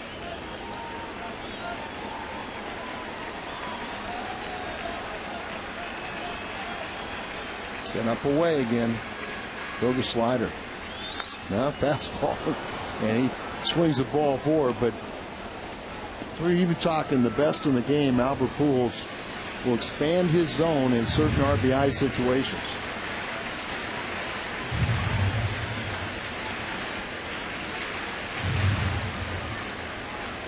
Early in the season, you really wanted him to do so. Now with the protection of Holiday behind, it's if he thinks he can reach a pitch, I'm not going to question it, but he do have protection behind him. Set up inside now. And he misses away. A high fly ball into deep right. Should be enough. Ross's throw, not in time, and Lugo scores. It's an RBI for Pujols. Cardinals back on top. Number 125 for Albert Pujols.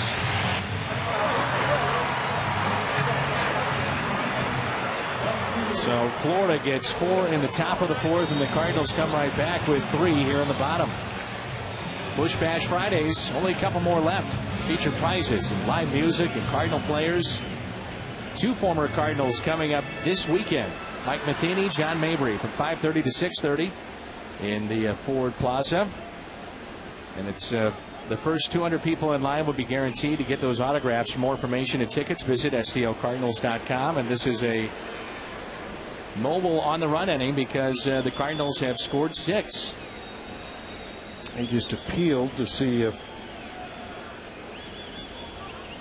Lugo left too soon at third, and he did not. Holiday out to left. Coghlan there to make the catch. Cardinals get 4 in the first and 3 here in the 4th. 7-6 St. Louis.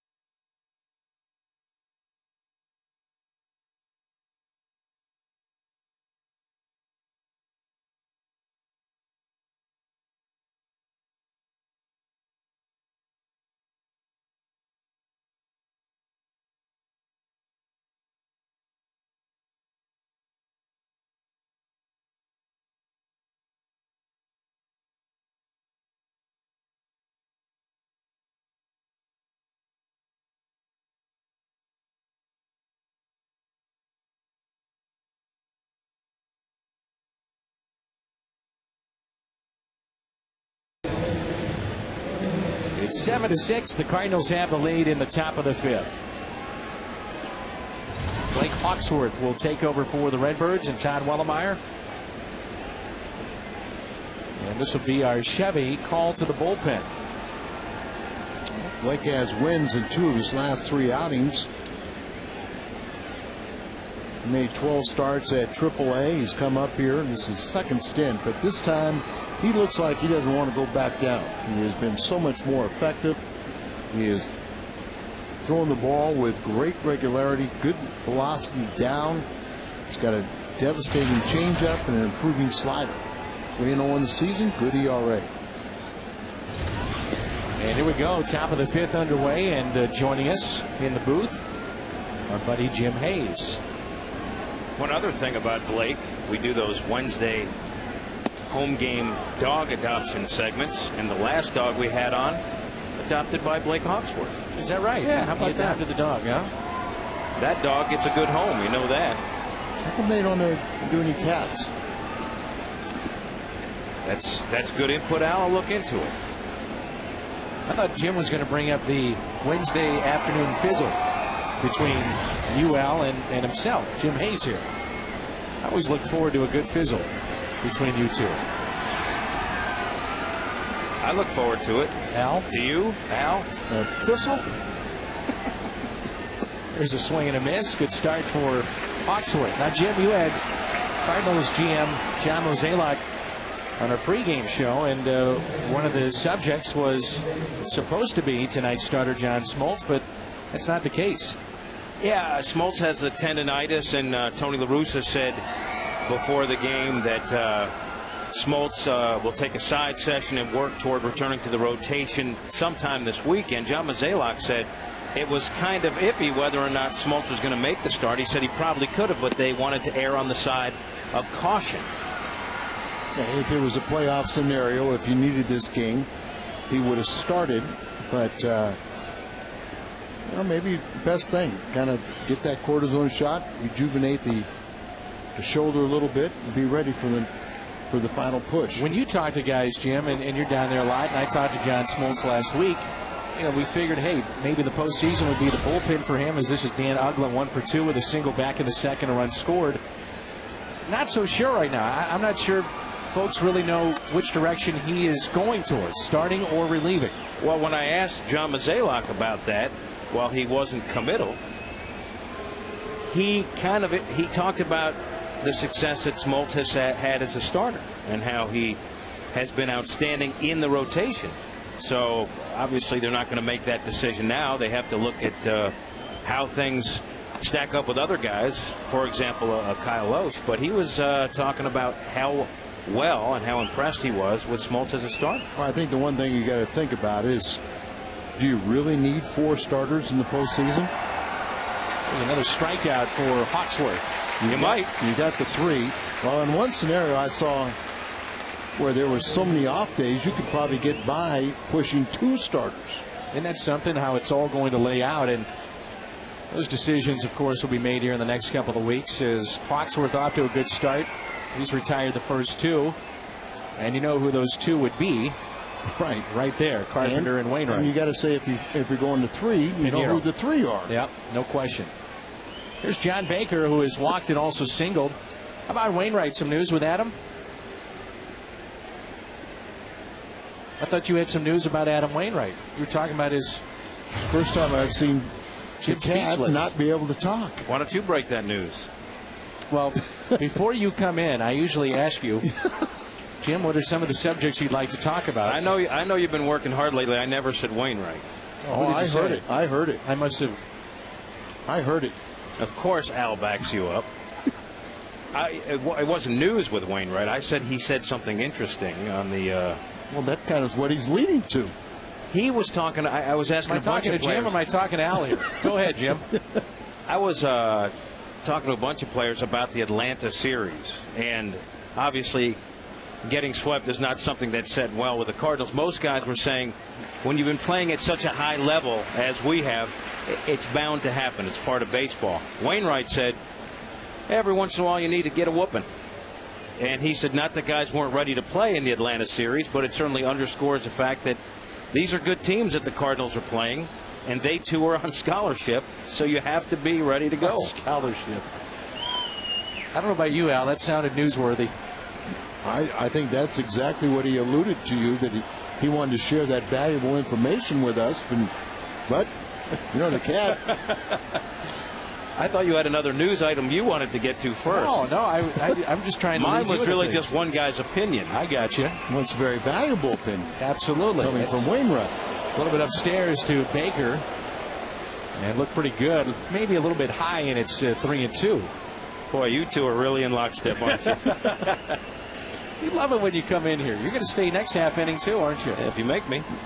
You'll be here. You're made. Oh, where's that pitch, too? Last two, awfully close, and it's a 2-out walk by Blake Hawksworth. Baker's had a pretty good night as he's been on base 3 times now with a second walk and a base hit, and that pitch got to get called a strike. Well, the one thing that Mo kept on going to in the interview with you is the fact that this team, you know, bottom line, let's get there first and let's stay healthy.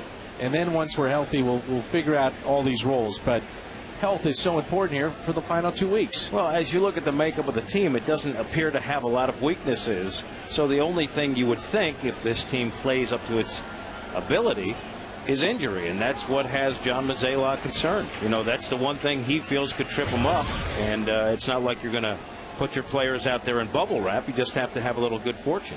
Now, the Cardinals have scored 7 runs tonight through 4 innings and have 10 hits, but this team has not hit as consistent as you might suspect with the additions of Holiday, Lugo, and DeRosa.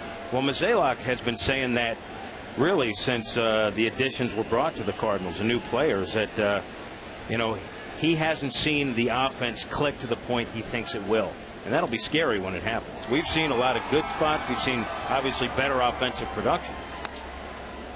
That's hit out of play. 1-2 on Cody Ross. Hey, Dan, you know, if the cat was listening to us, he'd probably heard the same thing more frequently. Mm-hmm. Oh, I was listening to XM radio. Tim Lincecum gets a start tonight against Colorado for San Francisco, trying to pick up win number 14.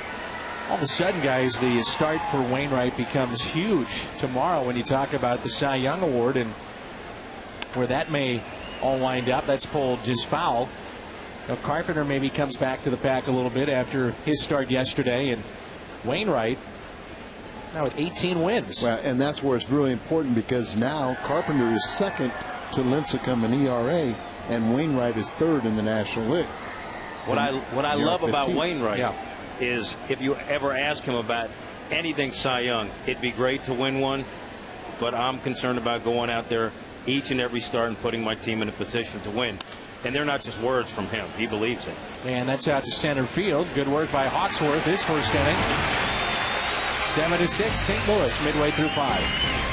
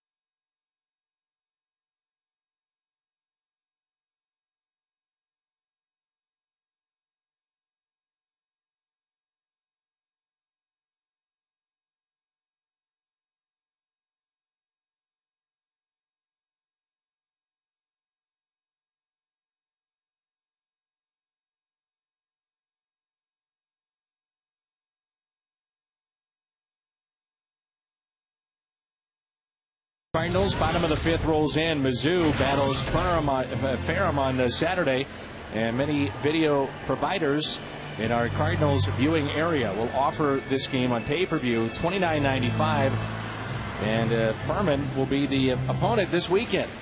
So we're looking forward to it. Can you make it a little quicker game and a little better Missouri?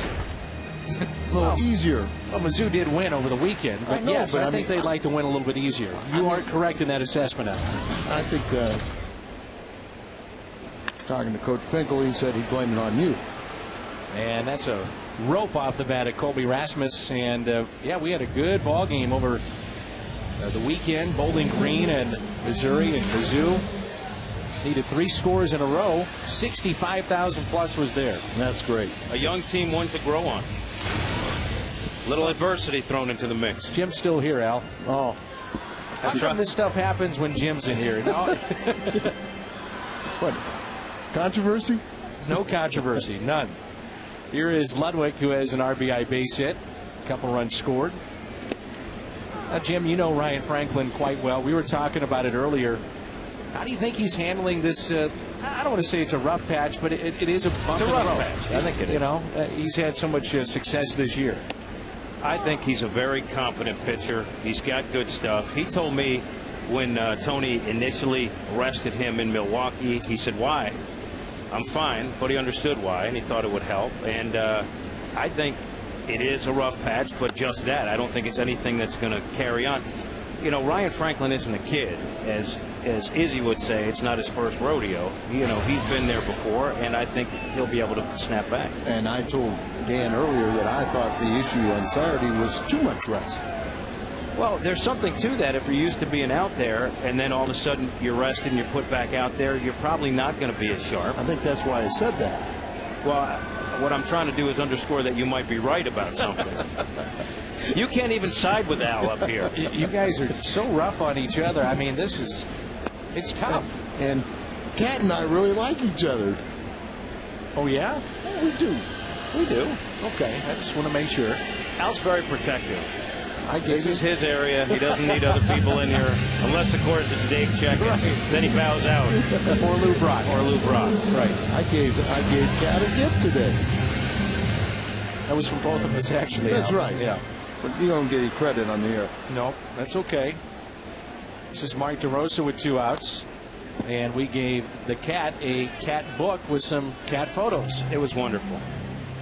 It is wonderful. We had a nice person, that a fan of the Cardinals, write in, and she was very proud of her cats and delivered us a cat book with her pictures of a cat, multiple pictures, and we gave it to you because we knew you would appreciate it just as much as we did. I do, and I'll pass it along to my wife. She'll get a kick out of it. I still can't get past the fact that we're doing something very nice with the pet adoption segment, PetSmart Purina. And we're adopting each and every day. One of these dogs was in a shelter for a year, and it was adopted. So it's good work that we're doing. And Al says, "Why don't you adopt cats?" First thing he says, pretty much upon my arrival. Jim, the cat hates. Always looking after you. I appreciate that. It's getting late in the season, and you told me to stay. Jim will be with us on our next road trip. Really? Oh, yeah. 0-2 pitch to DeRosa. Hit out of play. No off days? Well, Jim's been working very hard back here hosting, and we had Pat on the road. Now those two will switch roles in the upcoming road trip, our final road trip of the season. We're going to clinch on the road. Well, mathematically, there's a chance still at home, but it'll be Sunday with Cardinals have to sweep and the Cubs have to lose. And the Cubs are now leading 2-0 in the bottom of the 8th inning in Chicago against Milwaukee.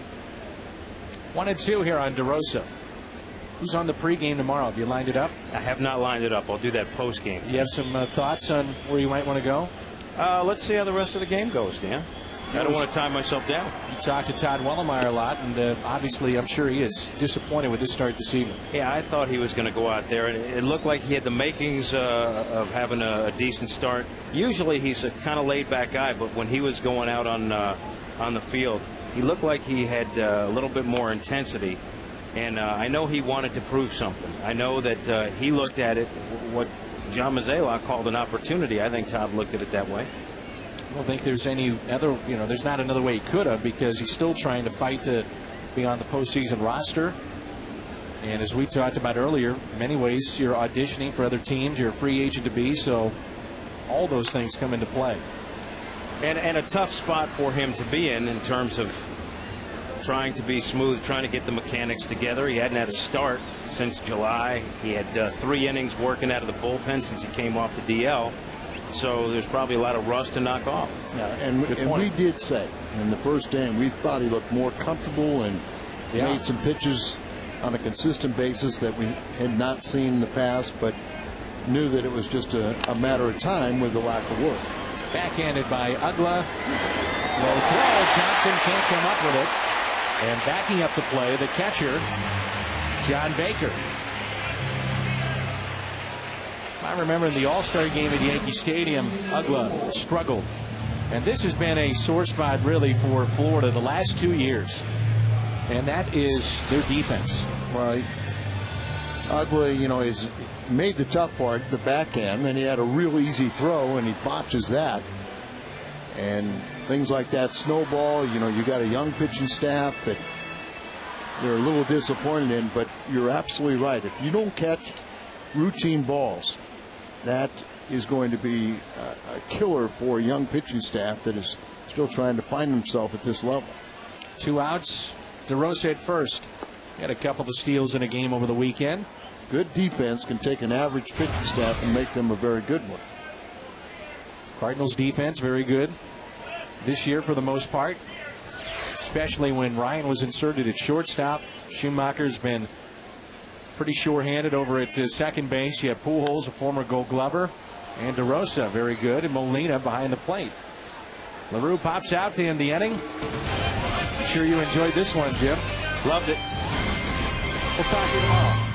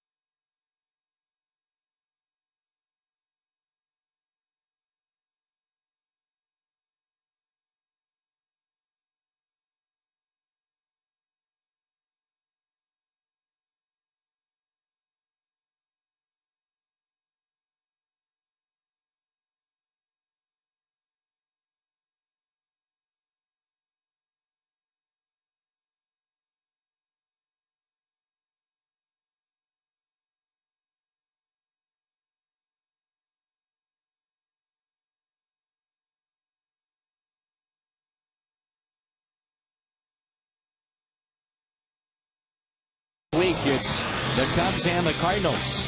Fox Saturday Baseball this week at 3 Central, only on Fox. And a good friend of mine, Jim Eichelberger, lost his mother last week, and we just want to pass on the big condolences and our deepest sympathies to the Eichelberg family. Jim and Bernie, 2 of my favorite baggers at my local Snooks, and his mom has been ill for quite a while, and Jim, you take care of your brothers and everything, and you get yourself well. And we wish everything for the best for your family. And so it's 7-6. The Cardinals here in the top of the 6th. Cameron Maybin, the 8th place hitter.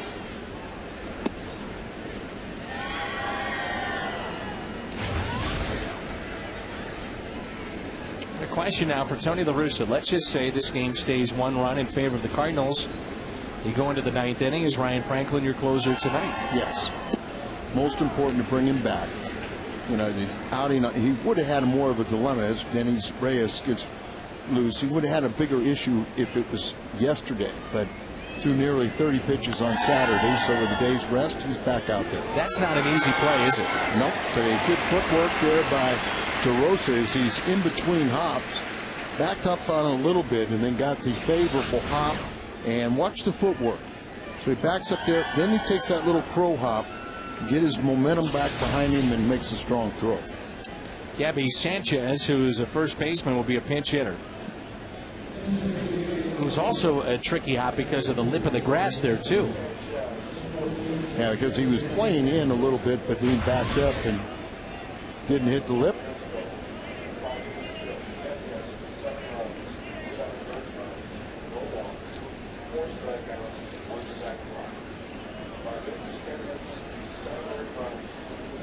So here is Gabby Sanchez in relief of Ricky Nolasco now, except he's doing it at the plate.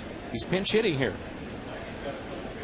And there's a pitch that's taken for a ball. Note here from Mario Mocha. Mario, the athletics director at Southern Illinois, and big Cardinal fan and rooting on the Cardinals tonight. And he's got a group from Southern Illinois at the ballpark this evening. Sanchez, hard hit and a base hit left side. Last season, very limited play. He hit 375. Let's go to our Schnooks this date in baseball history. Denny McLain becomes the first 30-game winner since Dizzy Dean reached that milestone in 1934, and that was back in 1968. Denny McLain. With the left-handers coming up, Tony will go to his bullpen, bring in Dennis Reyes. So Reyes coming in relief of Hawksworth, who struck out a couple and allows a 1-out base hit. 7-6 Cardinals.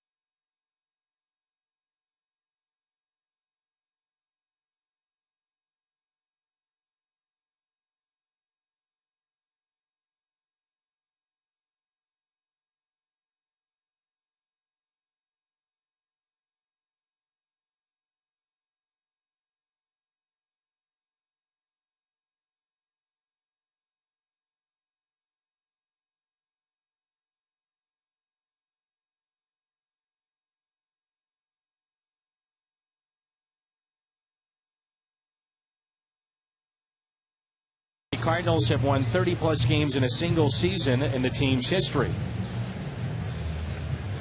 Not many. We saw one, Mr. Dean, and 11 pitchers with 30-plus wins. Way, way, way back. Late 1800s. See, look at that, 45 wins. Silver King, Al, 45 wins.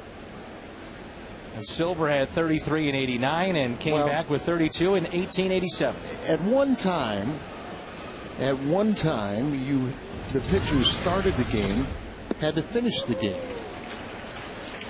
So you'd have a lot of different decisions, and I believe I had been told or read sometime, as you see the numbers for Reyes, leads the ball club with his appearance.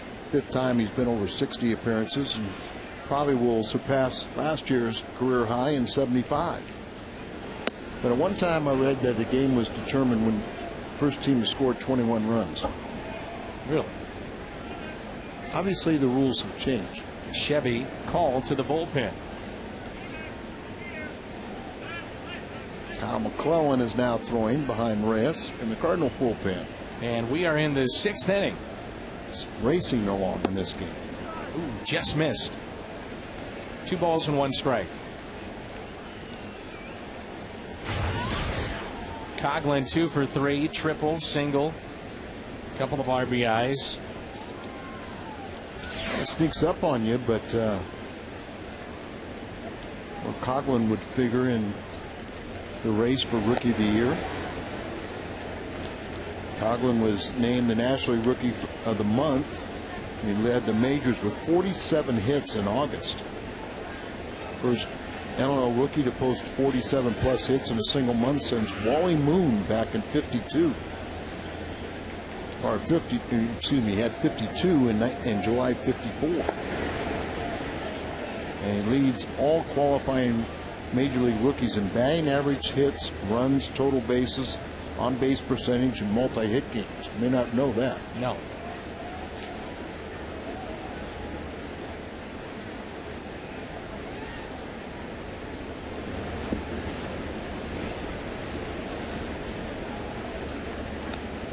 You know, we were thinking about a month ago, it very well could be a pitcher. Be your Rookie of the Year. Half of Philadelphia has an ERA under 3 and 10 wins. Right.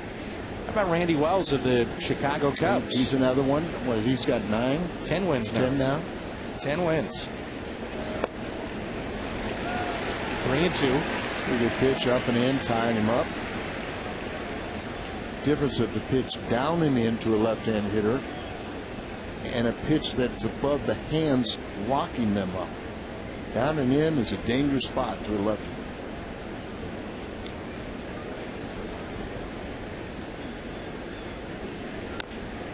And a slow roller to Pujols. Force play at second.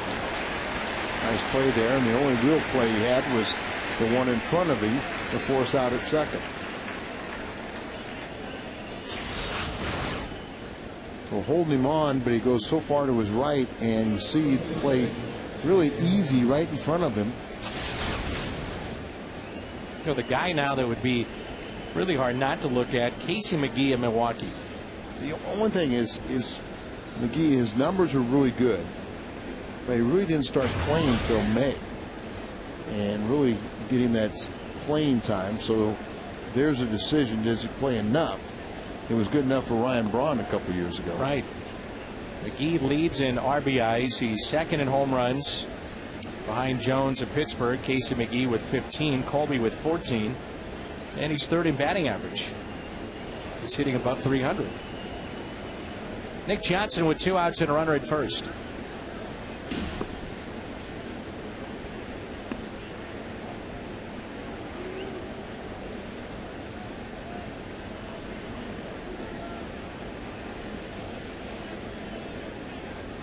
Johnson with a double tonight and a home run.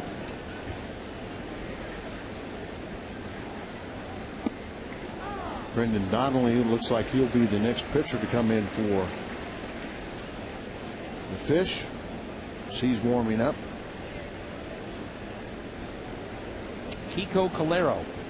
Did you see where they caught a gentleman in Arizona that was, had stole his identity? And a pickoff. Reyes. And Coughlin picked off at first.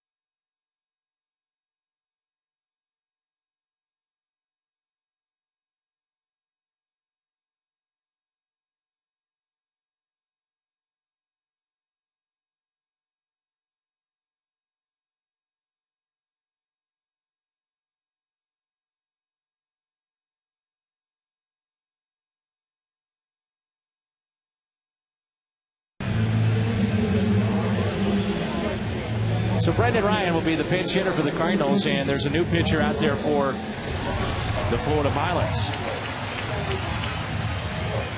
Brandon Donnelly, the longtime American leaguer. The Red Sox, Angels won the World Series with both the Red Sox in 2007, the Angels 2002. Owns a lifetime 28-9 record. His ERA over 3, just at 3, and 4 saves and 341 appearances. His .758 winning percentage is best among major league relievers with at least 35 decisions since 2002. It's only his 3rd appearance since coming off the disabled list with a strained calf muscle. Well, you got to have those guys if they're going to be a championship type club. Role players and certainly the middle relievers. Yeah, this guy was, can't see you up close yet, but he's taken, he's got rid of the goggles and has just more regular glasses now. Remember that sight of him with the goggles pitching for Anaheim? He's got a lot of arms and legs coming at you. It's knocked down by the third baseman, Jorge Cantu, but a base hit for Brendan Ryan.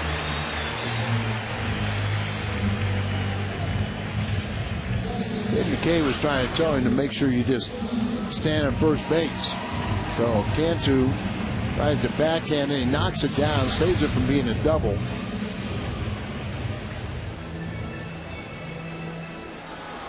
Skip Schumacher. Nobody out and a runner at first. Looking for another 3-hit game. He leads the Cardinals in 3-hit games, but about half as many as Ramirez, who leads the major leagues. Let's see if the Cardinals with Ryan at first want to be aggressive here. Even thinking of maybe a straight steal or put something on here with Schumacher. Cantu is thinking that way. He's playing in over third as he's on the grass. Thought he jammed his wrist or hand going back into the bag, but he says he's okay. Well, Al, he has been dealing with a sore wrist essentially all year. Right.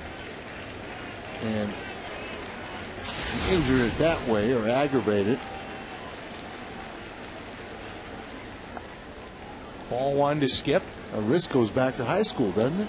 Yeah, he's had it a long time, and it's flared up a couple of times this year. And talking about Brendan Ryan, you can still see the grimace over there, his left wrist.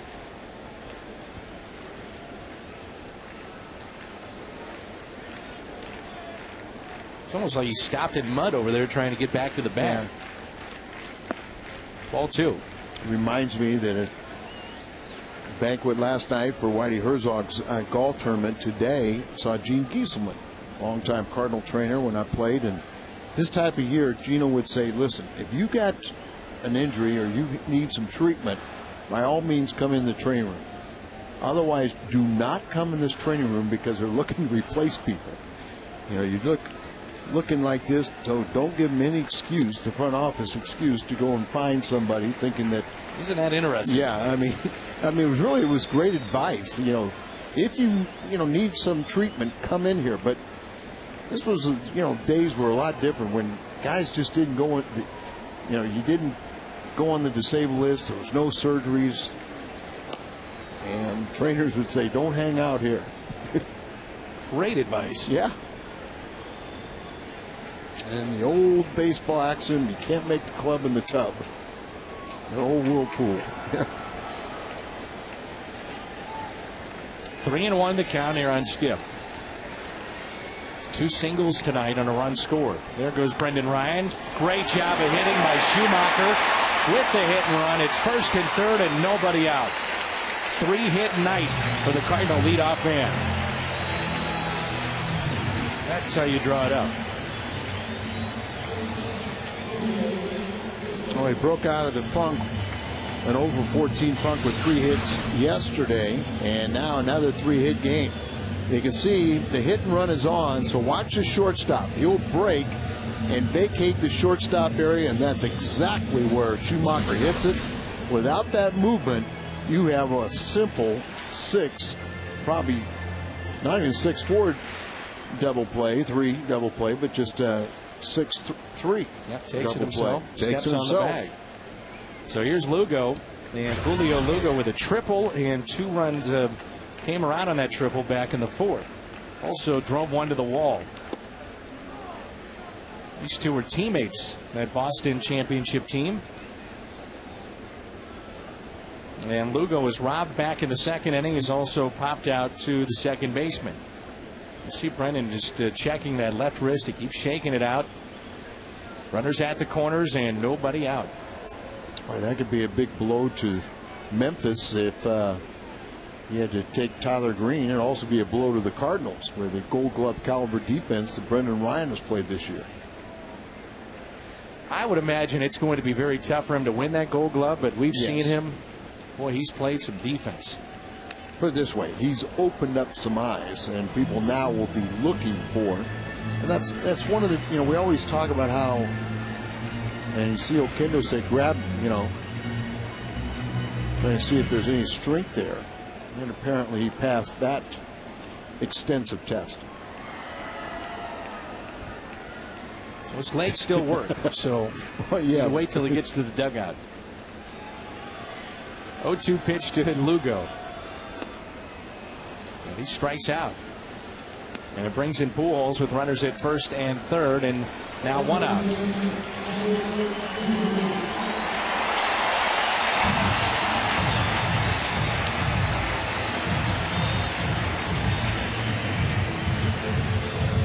Final, the Cubs do win today.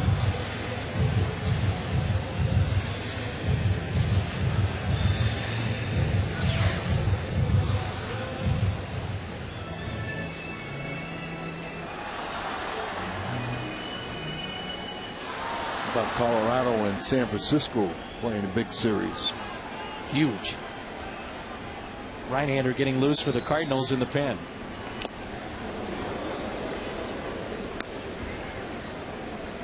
Kyle McClellan. And he would be one of your candidates if Franklin was not going to close a game. He'd be one of the guys you'd probably be saving late innings. Well, if somebody is healthy, there's another guy named John Smoltz. But I think everyone wants to see Ryan Franklin continue to have the outstanding season he's pitched for 5 months. Oh, no doubt.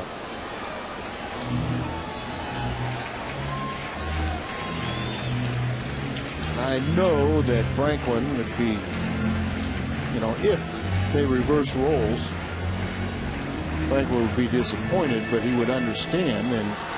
But the best thing is just get Frankie straightened out, and then if John ends up being the 8th guy, the setup man, that's where you envision him when he came over here.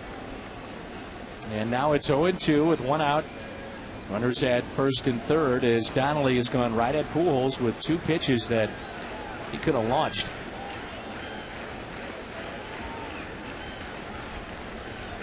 And Pujols hit by the pitch.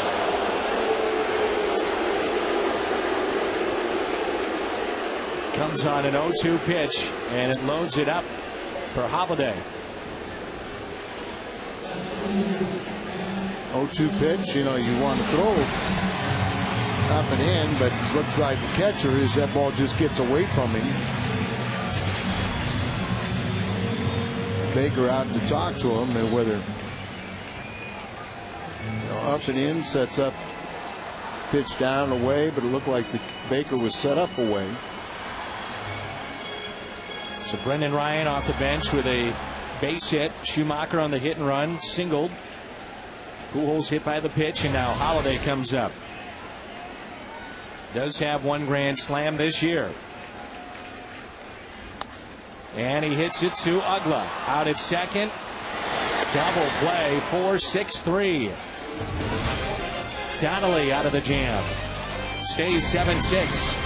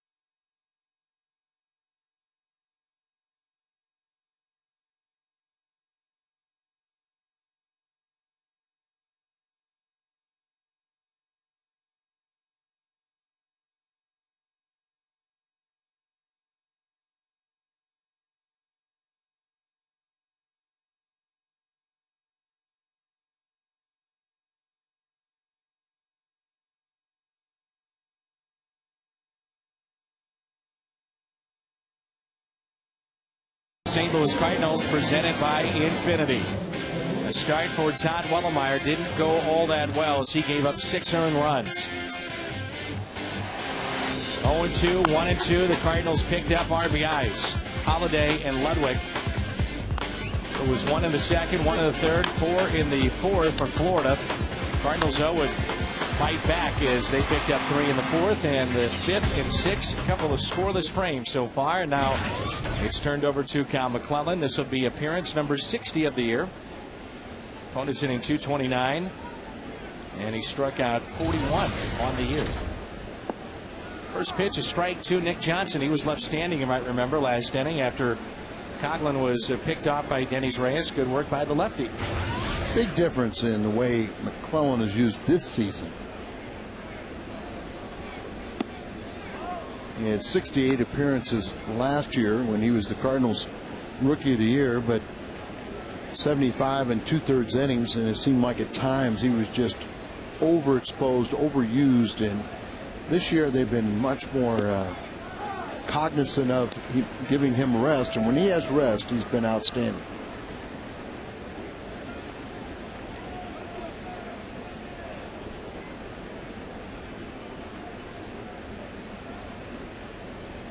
One-two pitch and a swing and a miss. McClellan the strikeout.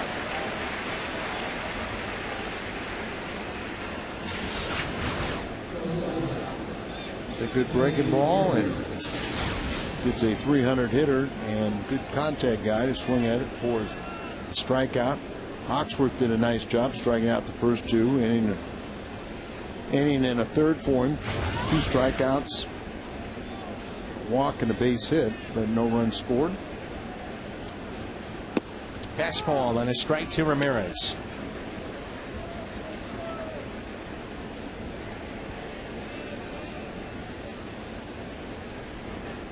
Hanley Ramirez tonight, a couple of strikeouts and single. Strike 2.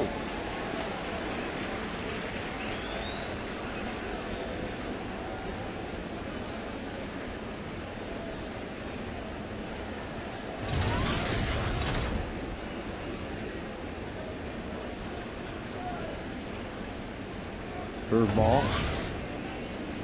Down and away. Gets it there. Good pitch. Yep. Good 0-2 pitch. Gave him a chase. Ramirez on pace for 112 RBIs this season. Mentioned 4th fastest to the 100 home runs as a shortstop. 4th fastest. Fastball in. And another strikeout. Third time they've got to find shortstop tonight. Striking out. Well, he does have the case of the flu, but in the lineup is Ramirez. So here's the sinker, and what a nice job hitting his spot.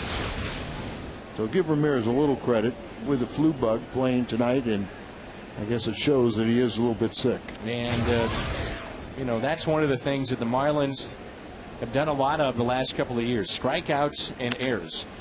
Base hit as DeRosa was playing close to the line. 2-out base hit for Jorge Cantu. Called no doubles defense as DeRosa playing closer to third base line, try to take away doubles, but you'll give up some singles to your left. If you're going to give up a single, do it with 2 outs. It's Ryan Dempster dealing for Chicago tonight as they beat the Brewers 2-0. Cincinnati over the Astros 3-1. So obviously Prince Fielder did not get an RBI. So is Albert trailing by 1 now? And a strike to Dan Uggla. I think it was 124 to 126 last I saw, and Albert picked up an RBI tonight. Good breaking ball. That is sharp.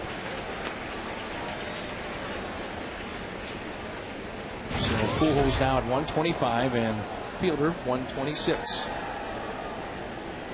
The lefty West against Wainwright tomorrow. Adam trying to get win number 19. The 0-2 pitch. Scoots away from LaRue. What a big game this would be. The first game of a series. Then you have your co-ace going tomorrow for Major League leading 19th win. You pick up that game, win the series, and you take your chances in a good pitching matchup with their ace, Josh Johnson, against one of the top pitchers in the league, Pinheiro. Detroit wins. They beat the Blue Jays 6-5. It was the Yankees over the Angels 5-3. So Detroit trying to hold on in the American League Central. They lead it by 5.5 over Minnesota. Angels by 6 over Texas. And now it's a 7.5 game lead for the Yankees over Boston. A 2-2 pitch with 2 outs and a runner at first.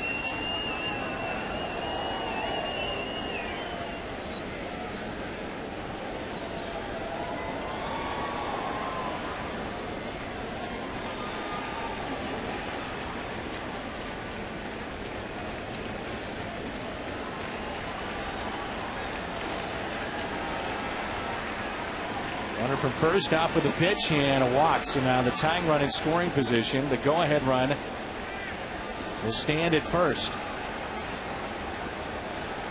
And it brings in the catcher, Baker. So we got the first 2 on strikeouts, Johnson and Ramirez.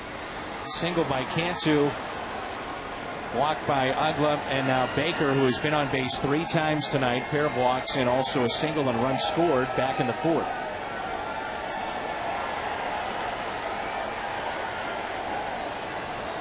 Enough's enough here. I concur. And that's one thing where McClellan has been very good at retiring left-handed batters. In the air out to left, Holiday under it. Florida has stranded 6 tonight. Time to stretch here at Busch Stadium.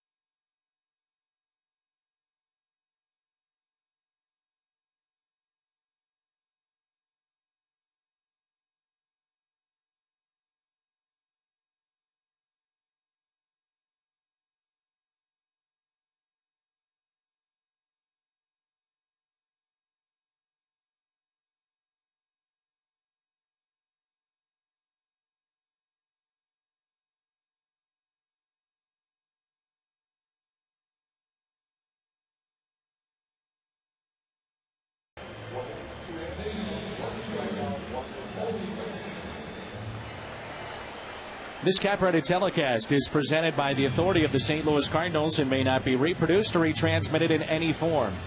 And the accounts and descriptions of this game may not be disseminated without the express written consent of the St. Louis Cardinals.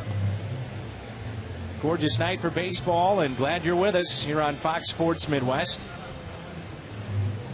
Reniel Pinto will take over, a lefty, out of the bullpen for the Florida Marlins, his 66th appearance.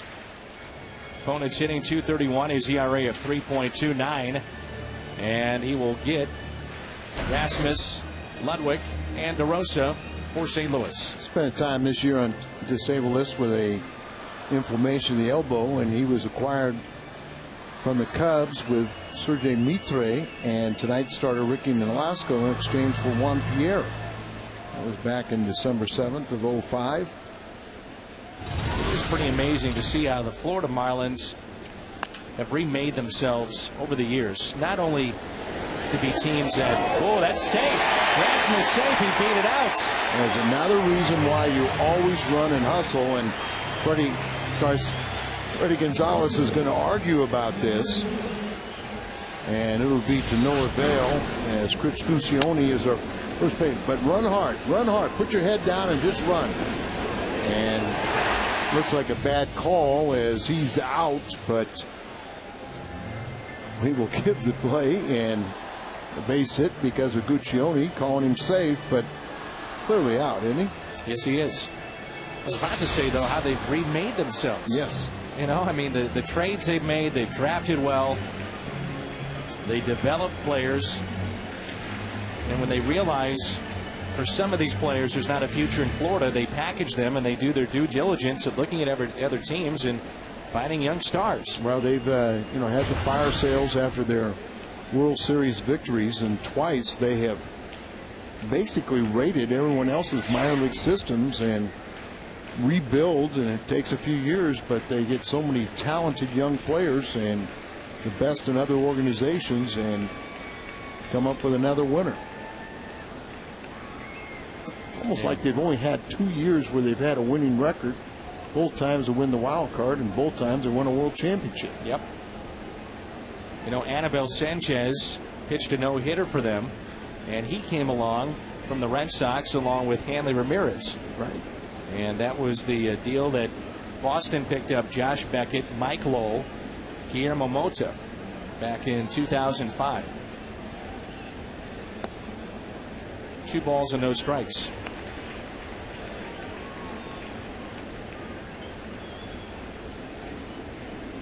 This pitcher working from the third base side of the rubber. A lot of times you see those lefties work from the other side of the rubber. Well, when a guy does this, most of the time it's so he can get in on a right-hander and keep the ball well away from the left-handed bat. Right there. That's the strength. And you see he also falls to the third base side. Well, this may be a crazy question, but explain this to me and maybe other viewers. He'll come set and then pick up his front leg. So he'll come set right there, puts it down, starts it up again. Some may look at that and say that could be a balk. A lot of times, you know, if you're doing something like that, they'll let you get away with it as long as you do it every single time. But if you ever deviate from it and don't pick it up, you know, then they'll call you a balk. I've talked to base stealers, and they say the first thing that they look at with the lefty is this. See, that time was a little different.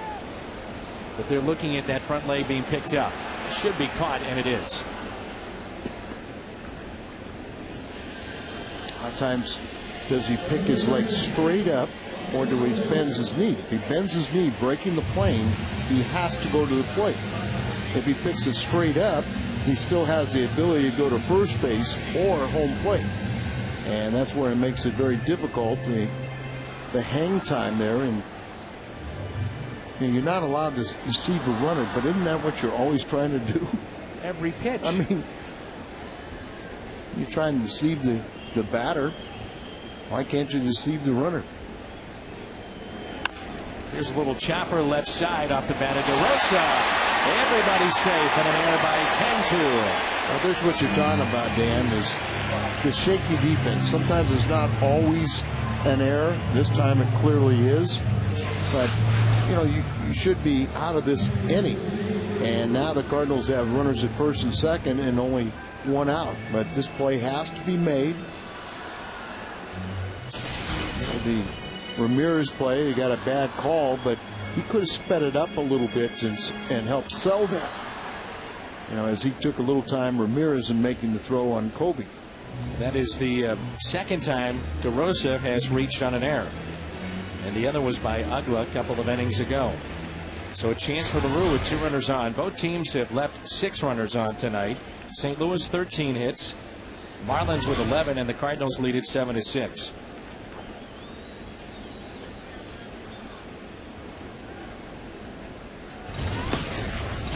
Pitch a little bit outside to LaRue. It's early in San Francisco, but the Giants have taken a 3-0 lead with the Rockies batting in the top of the 3rd. They trail the Rockies by 4 games in the wild card. Is it 4 or 4.5? In the wild card, it's the Giants 4.5 games up. 4.5. And during that time, as the Dodgers are happy that the second and third place teams are beating up on each other, they're playing the Pirates. They have an early 1-0 lead. John Russell was saying that the city of Pittsburgh should be proud of the team because of the way that they've competed. He said, we may not have the most talent, but we do play hard. That is a tough situation to be a part of. 1 ball, 1 strike. Up the middle, but a double play ball. Out there, and the first double play. We played 7 here at Busch Stadium. The Cardinals 7 and the Marlins 6.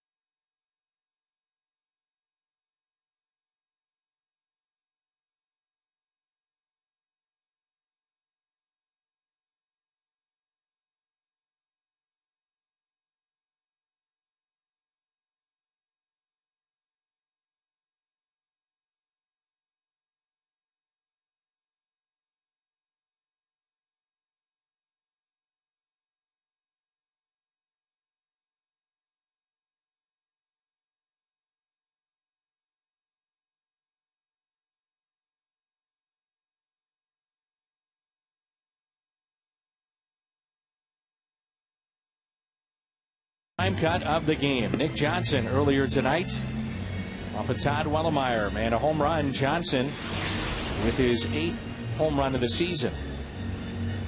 That was a 2-run homer back in the 4th that put the Marlins right back in the game. They actually led it for just a bit. The Cardinals, though, in the bottom of the 4th, which scored 3, and they lead it 7-6, 7-13-0 for St. Louis, 6-11-2 for the Marlins. Here's Cody Ross, 7, 8, and 9 for the Marlins here in the top of the 8th.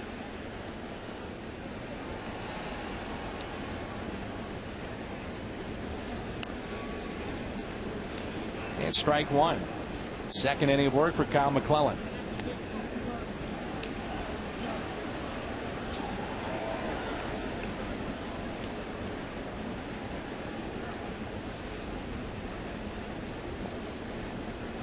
Umpire was hit on that foul ball, so trying to give him just a little breather behind the plate.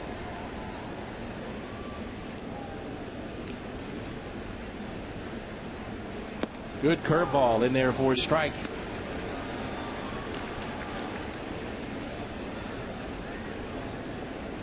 Lincecum pitching for the Giants tonight. Curveball away. Just watching these hitters tonight, that curveball must be sharp. We've seen a couple of guys knees buckling or not very good swings at it. And Kyle has a very good one. You got two, you have the little softer one, kind of get away, get ahead, and then you have the one go a little harder, put away. There were 2 strikes. See how hard he throws this curveball. It's going to kind of hung up there a little bit, but he couldn't center it. If the Cardinals would go to postseason play, what a thrill it would be for St. Louis to represent your team and your city and the team that he grew up loving and the players that he idolized, and have a chance to celebrate in that clubhouse. Most definitely, but you got to keep it all under control. I know. Fastball away. It's hard for me, though. I get excited, too. Popped out right side. And this will be Schumacher to put it away. Cardinal fans, when it comes to tickets, you deserve Major League Service, or go online to StubHub. It's the official fan-to-fan ticket marketplace of the Cardinals and the only site with Fan Protect guarantee. You get excited just because you weren't sure the direction of this team. You know, basically, the beginning of July, you just didn't really have a good feel how this is going to wind up. And this has been such a fun year to watch this team come together. I think you have to go back even to spring training, and I think very few people thought that the Cardinals would be in this position, and they were not as good at ball club as they are now, and they put themselves in position. I give Tony and his staff a lot of credit.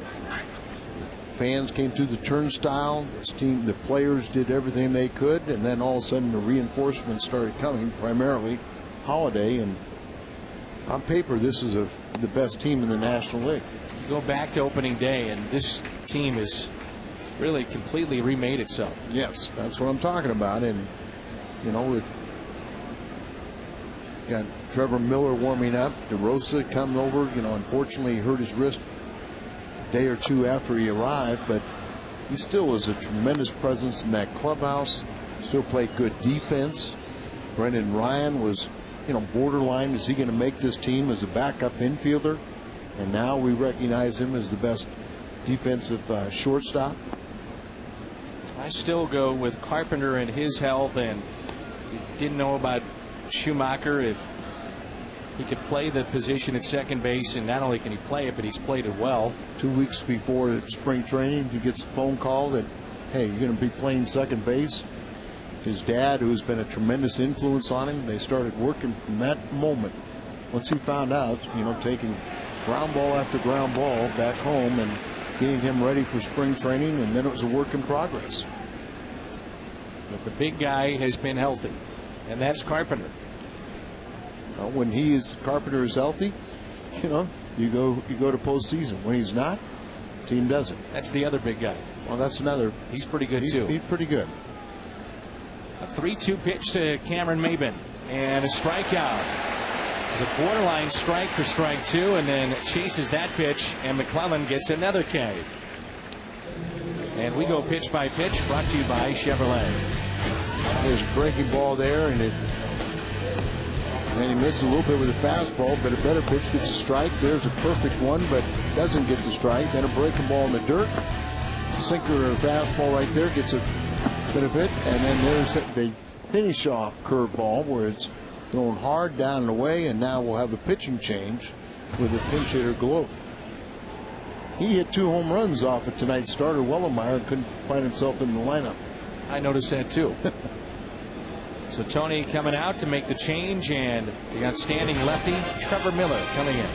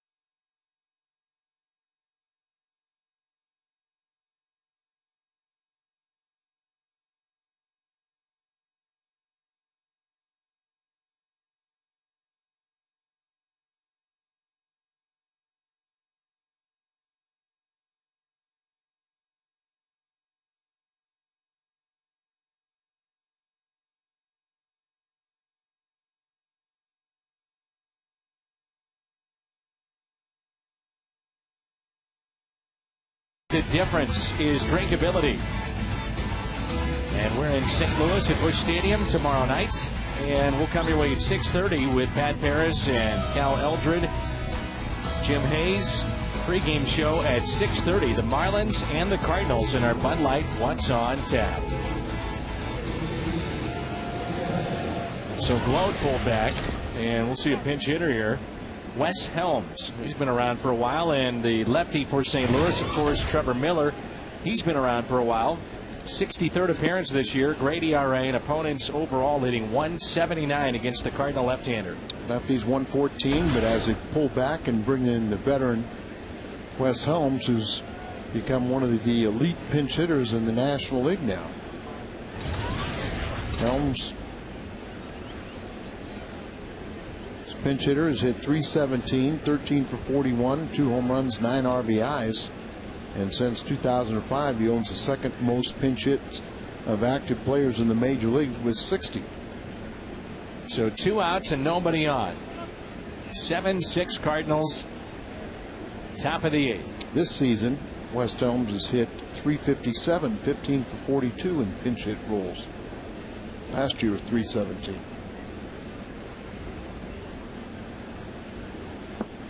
First pitch, a breaking ball taken low. Good work, Cal, by Cal McClellan. Outstanding. Very good, as Kyle goes an inning and 2/3, 1 hit, 1 walk, and 3 strikeouts. There's Mott getting loose. Hard throwing right-hander for the Cardinals. 1 ball, 1 strike. That'll get out of play. You know my philosophy of the bullpen.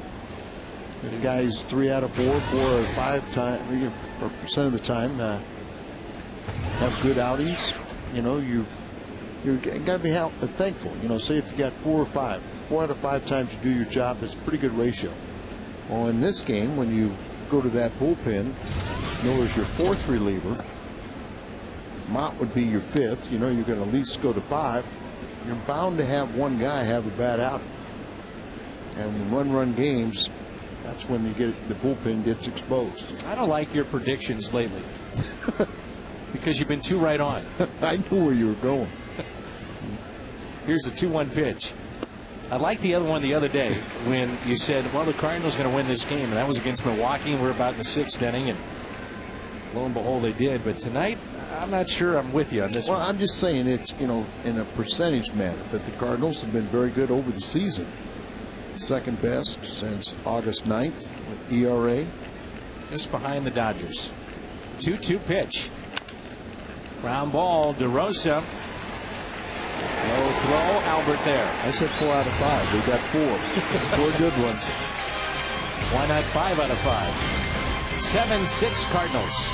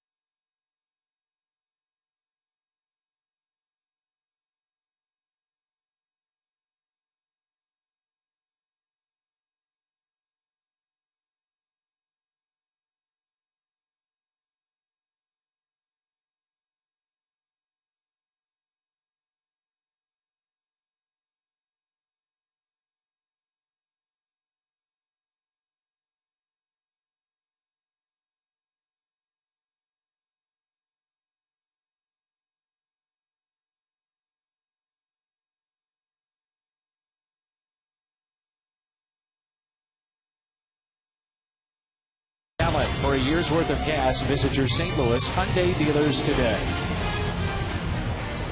Matt Lindstrom 6'3", 220-pounder will come into this ball game.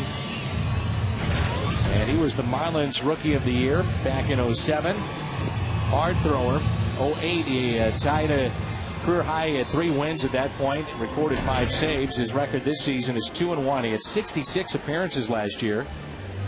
And he'll come in bottom of the 8th at 7-6. He was their closer early in the season and converted 14 of 16 save opportunities. Then he had a sprained elbow, and now he's kind of been a setup man to Nunez. But the interesting thing about Lindstrom, he is 2-1 at home with an 8.10 ERA. On the road, no record, but an ERA under 1. He picked up one of his wins against the Cardinals, the only game the Marlins won back in June. Pitch at 98. Franklin getting set for the top of the 9th. Now, remember my prediction, throw it out, because we don't want that with Franklin. Okay. And, I mean, that goes over the course of the year, not just in every individual game. 2-0. Brendan Ryan pinch hit midway through, picked up a base hit, and stayed in the ball game at short. This is a good opportunity for Franklin. He's getting what he wants, and that's the ball back. 2-0 pitch. 3-0. Again high. Brendan Ryan here, then Schumacher and Miller's spot. So we'll see another pinch hitter before we see Albert, hopefully.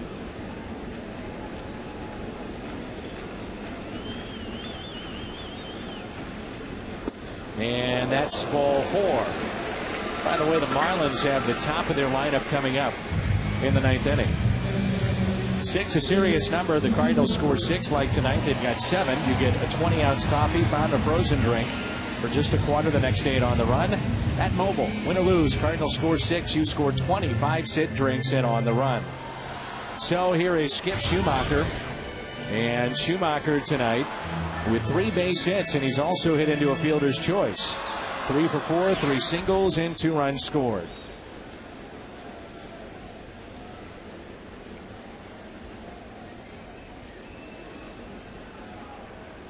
Seven to 6 Cardinals, as the Redbirds had 4 runs in the first and 3 runs in the fourth, and now situation here, 5 straight balls, and the catcher John Baker out to visit with Lindstrom.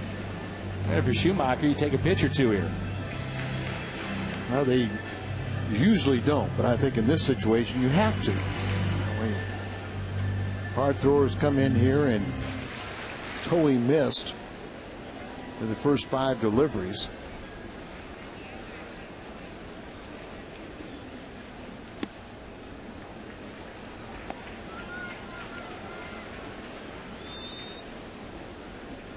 Let's just say, for argument's sake, that the Cardinals would make this a non-save situation. Would you bring Franklin in just to give him, a little breathing room to work with? Great question, and I think under these circumstances, I say yes.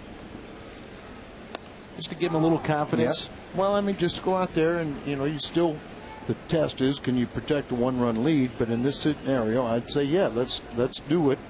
And you explain that, okay, normally I would not do that, but in this case, I'm going to do it, and you'll be ready tomorrow for that 1-run lead that needs protection. 2-1 pitch now to Skip Schumacher. There goes Brendan Ryan. And a throw down to second, not even close. Stolen base for Ryan. Boy, he goes hard into that bag, doesn't he? That's old-fashioned. Lou Brock always slid feet first. And there were not a lot of middle infielders that wanted to put that glove down and wait for that very late hard slide. And with everybody being very gentle and sliding head first, and really getting a lot of guys we've seen get hurt, but Lou Brock told me, he said, you can only slide head first if the infielders allow you to do so, because you're very vulnerable to being hurt. 3-2 to Skip Schumacher. Brendan, when he slides, he goes in hard, and that time the base stopped him. Many times you'll see him slide, and then he just continues on and then has to grab back for the bag and sometimes come off. Yeah, sometimes when you see the throw come to the front of the bag, and it's a way to avoid the tag. And you can see Lindstrom very, very slow to the plate. You know, he's got the high leg kick like a lot of hard throwers, you know, maximum effort, and they aren't quick to the plate. So with any kind of jump, there's no chance for the catcher to throw him out. And then Baker had a hesitation before he threw, guaranteeing the stolen base for Brendan Ryan. 3-2, nobody out. At least Schumacher wants to pull it to the right side and put Brendan Ryan at third base. And just because he's had a little hiccup, you would love to see Franklin have a little breathing room. You know, 2 runs instead of 1. And Tony would say he doesn't need it, but he's right there thinking the same way. And that's a walk.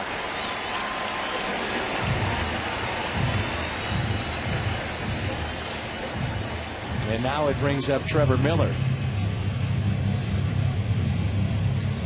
Now Miller, you know, it's a situation here, if you don't want to use a position player, use one of your starters possibly too.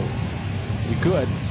Well, Mark Wiley is going to go out, the pitching coach, talk to Lindstrom. But, you know, I mean, right now I think they're going to pull back Miller and they're going to get a more accomplished bunter. You know, say like Wainwright. Right. And if you want to switch off with Wainwright, he's pinch hit 5 times this year, and we know he's a good hitter. But I think Miller is very much relieved, even though with 2 left-handers starting the 9th inning, I think he's relieved that he's not in that bunting situation. Wainwright, tomorrow night's starter, will hit now with runners at first and second and nobody out. Taking a look up at the scoreboard, Lincecum and the Giants have added a run. It's in the top of the 4th, and they lead it 4-0 over the Rockies.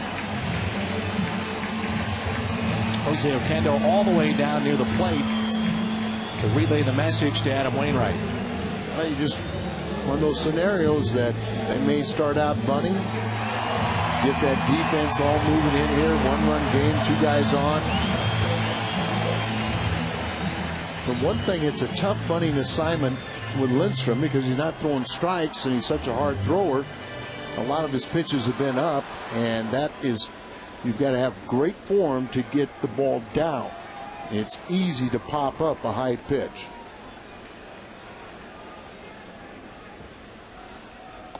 And he looks at a ball. Now, it's easier for the bunter to get a pitch that's down.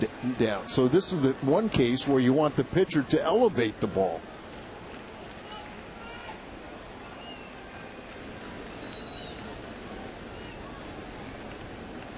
One-zero pitch to Wainwright.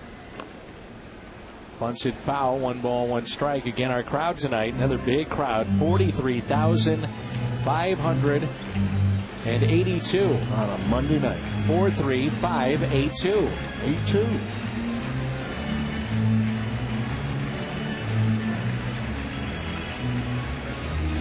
Wainwright at that time kind of stabbed at it. I've seen Tony take the bunt off and put on the butcher boy where you hit down on the ball. Runners go. Swing and a miss. Throw down to third. And the tag is there. Brendan Ryan is out. This, I think if you talk to Tony, he's going to question that against Lindstrom with not having the ability to throw strikes. So, you know, here is a tough pitch, and you're trying to swing, and you saw him trying to hit down on the ball as the ball's running in on Wainwright, and they just run into an out. This pitcher doesn't throw enough strikes to accomplish that. You didn't like the play, and neither did I.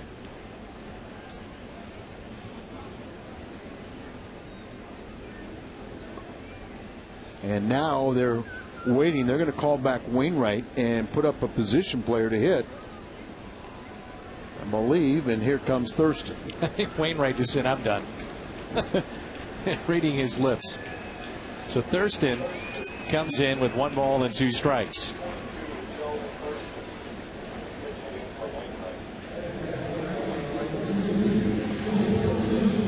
He's been very good the last 2 pinch hitting appearances as he's 2 for 2.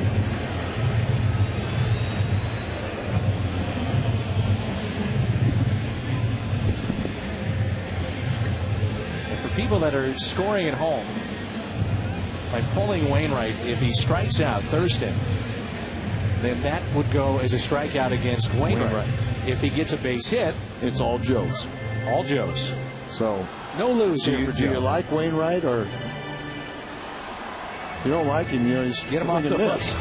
No, he's swing and miss. But he likes him. If you want to battle for that playoff position, get a base hit here. Pick up not only Wainwright, but pick up your entire team and maybe Tony's decision. He has hit the ball hard in this spot when he's been coming in as a pinch hitter, but this is tough with 2 strikes.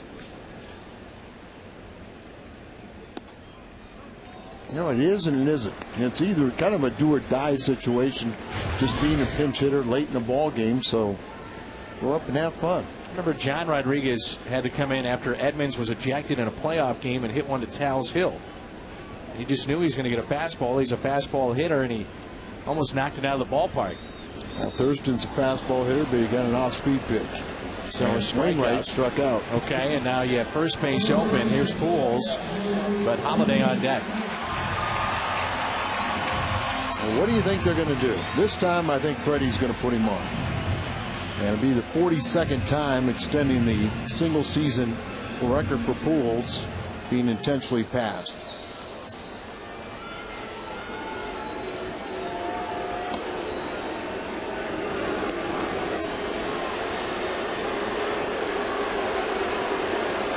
Now, Freddie has a kind of a decision to be made here, too. You know, what do you do with Holiday? If you leave in Lindstrom, I don't know if you have the confidence that he can throw strikes with the bases loaded. He's got a lefty and a righty throwing right now. It's a great point. He's already walked 2 in the inning. This will be number 3. This one, the intentional walk to Albert.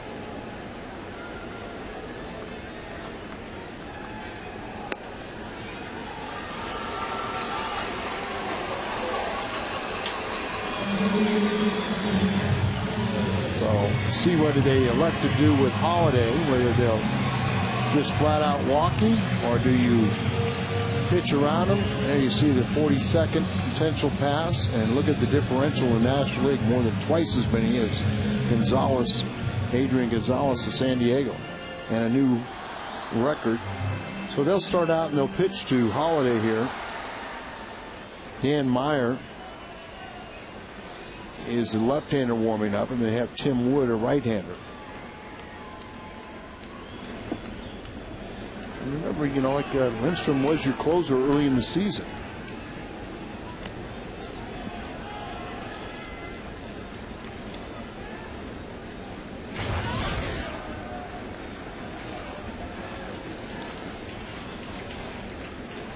Lindstrom came over from the Mets in exchange for Jason Vargas.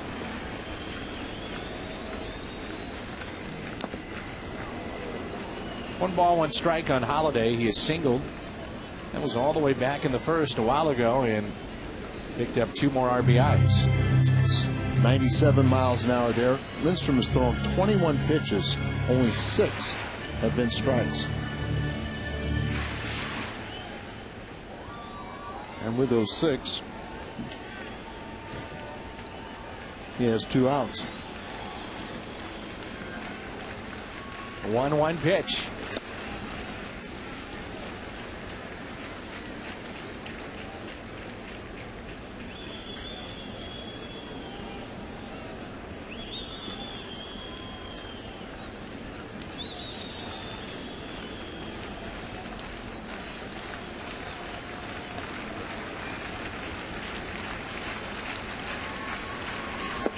Breaking ball that time.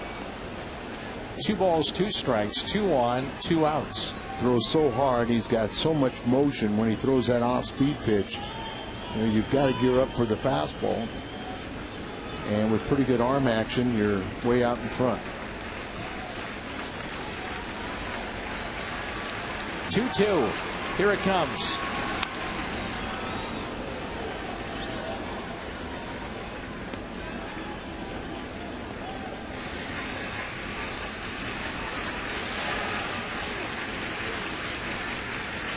Big difference count there. Yep. Big average 191. Holiday 321.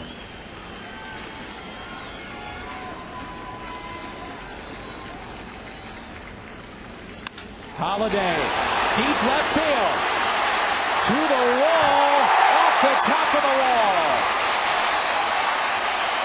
A double for Matt Holiday. 8-6, Cardinals. Third RBI of the game. Went off the wall. So a 2-run lead for Franklin, and maybe Kobe can make it more. As got the ball up, and it becomes more hittable in that area. Really seemed like he, got inside just a little bit. And Pujols on the, with 2 outs and you make contact. Pujols couldn't come around, and they give a chance for Kobe. Not going to the left-hander. I don't understand that one. Not after the base hit, no. So runners at second and third with 2 outs. Colby with a pair of singles, and the last one was a ground ball. Looked to be routine. He hit it to short and beat it out. And the reason we are a little bit surprised you don't go to a left-hander is lefties have just eaten him up this year. Strike 2, 0-2. A lot of hard throwers have done the same. Yes.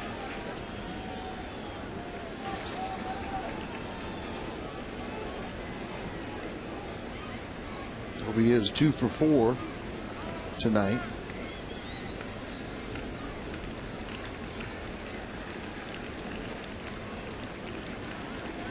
And an 0-2 pitch. Well, he's gone right at him.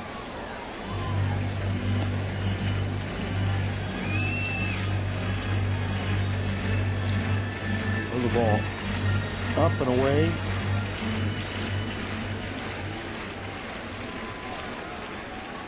'97, something like that. Might be doing him a favor throwing him off speed pitch. Colby Rasmus high in the air, deep right field, to the track, to the wall. Oh yes, it's gone just over the wall, and a 3-run homer for Colby Rasmus.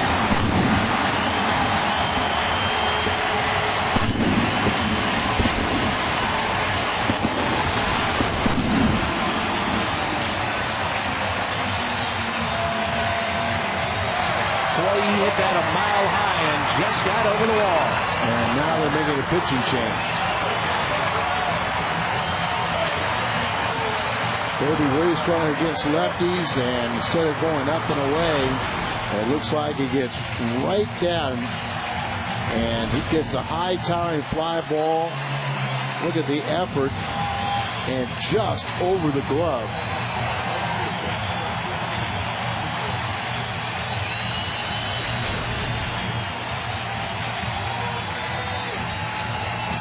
So much for that under one ERA on the road.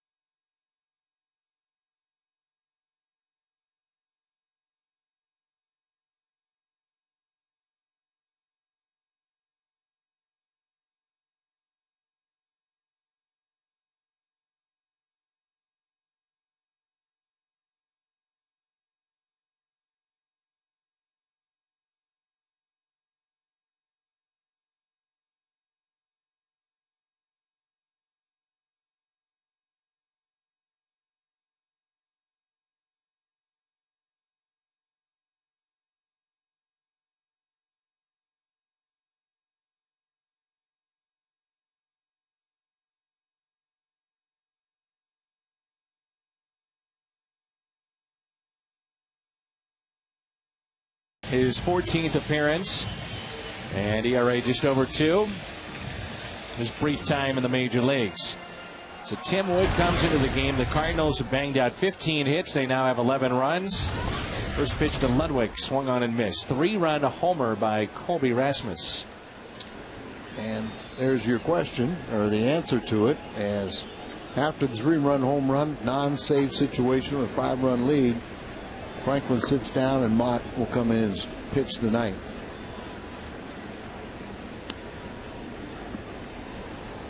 You would think that Tony would be asked about that after the game tonight, if he pondered whether or not that he should keep Franklin. I think his answer is going to be absolutely not. He's my closer. I only use him in save situations, but I think you and I know he probably did consider it. But you know, it's that other side of the fence too, where you sit there and you go, if you have full confidence in your closer, and if he was going good, that's what you would have done. So, but I really do believe Franklin's a little disappointed that he's not pitching. That's a base hit for Ludwig. His second hit tonight. Tim Wood got his first major league win last night, as they had to endure a couple hours of rain delays. And it was Mark DeRosa.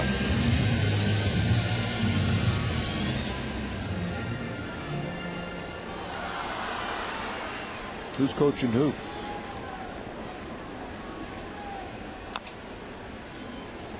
Pitch at 96 according to our gun.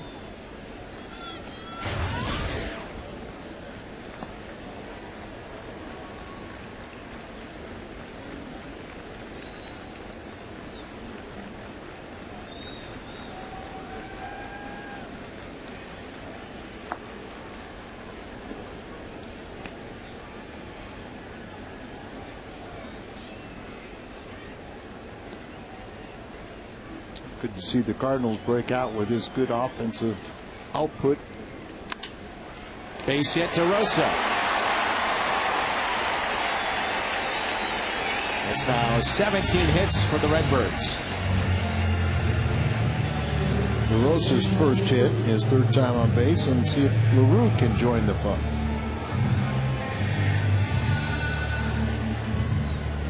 Every spot in the order has a base hit except for Jason LaRue's 8th spot.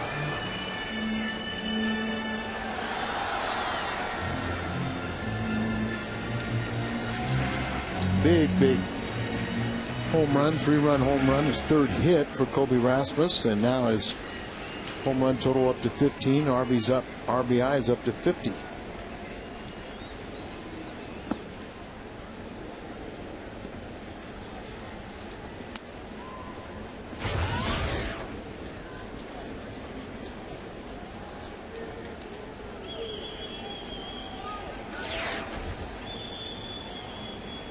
LaRue's grounded out. He struck out, popped out, and grounded out again. 1 ball, 1 strike.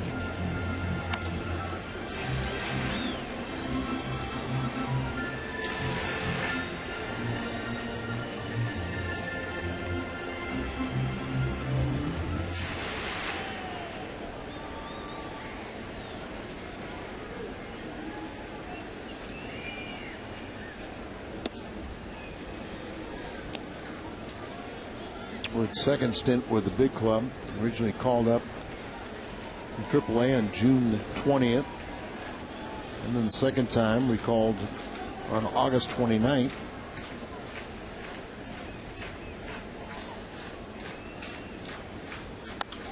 Get out of play. Finals in. The Yankees over the Angels 5-3. Tampa Bay beat Baltimore 8-4. Detroit in 10 innings over Toronto 6-5. Cincy over Houston 3-1. Cubs 2-0 over Milwaukee. It was Oakland over Texas 9-0, and Minnesota beat Cleveland 6-3.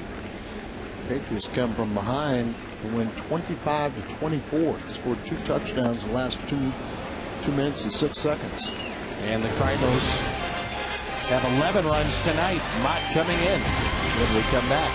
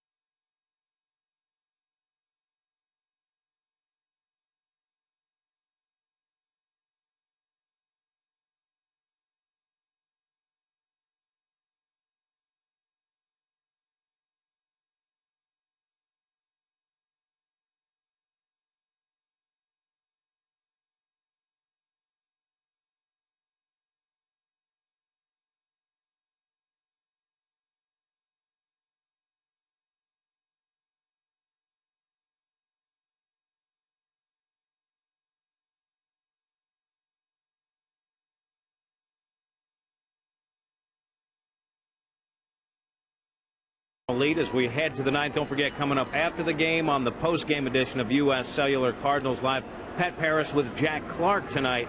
The big bad bullpen comes through in a big way. Patience is a virtue for Albert Pujols, and we'll have Tony TV. It's all coming up after the game. For now, let's go back to Dan and Al, guys. Okay, Jim, thanks. Good job tonight. And it's 11-6, the Cardinals, as we start play here in the ninth. Jason Mott will come in here trying to get the final 3 outs. That's always important, and part of your development is 64th game. 15 holds, and ERA is still very high. Originally, for the first couple days, was the Cardinal closer, and maybe a little bit too much of an assignment for a guy that only had 12 major league games of experience. First pitch and a strike. Lincecum, by the way, 9 strikeouts through 5 so far this evening. And his club leads it 4-0. That's in the bottom of the 5th. Who are you going to give the win to in this game? Good question. And the other thing, too, is that if the Cardinals hold on, they do this with Wellemeyer not giving you much at the start of the game, as he wound up giving up 6 earned runs. 6 earned runs, but the Cardinals in the bottom of the 4th took a 7-6 lead, so he doesn't qualify for the win. It's up to the official score to determine what reliever pitched the most effectively, and I say McClellan, but very close decision between McClellan or Hawksworth. Hawksworth, yeah, I was going to say McClellan, but Hawksworth went an inning and a third, 1 hit, 1 walk, and 2 strikeouts. McClellan, an inning and 2/3, 1 hit, 1 walk, and 3 strikeouts. Here's a 2-1 pitch. In the air, Brendan Ryan over, makes the catch. Of course, we started our telecast with 5 players to watch out for in 55 seconds, and here they are. Matt Holliday, 2 for 5, 3 RBIs. Nolasco, their starter, 10 hits, 7 earned. Wellemeyer, 4 innings, 9 hits, 6 earned. Hanley Ramirez, 3 strikeouts, and Colby Rasmus, the big blast in this game, a 3-run homer. I remember in Florida, he would hit, 500. 5 for 10, I think, in that series. I believe so. 5 for 10, and a big night tonight, capped off with the 3-run home run last inning.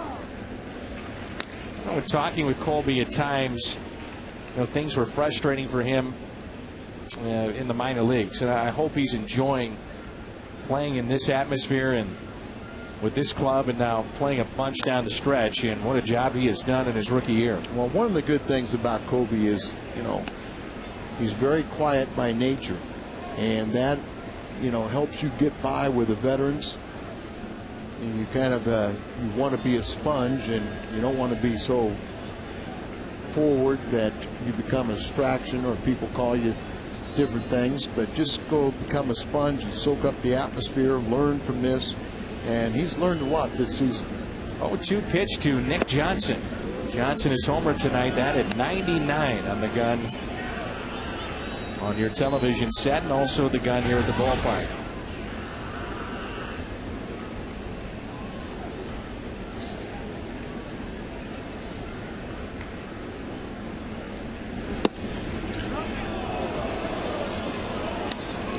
Trying to frame that 98-mile-an-hour pitch for our home plate umpire, Tony Randazzo. And Johnson's been a very good hitter late in ball games. 450 average, 7th inning or later. 100 on the stadium gun here, triple digits.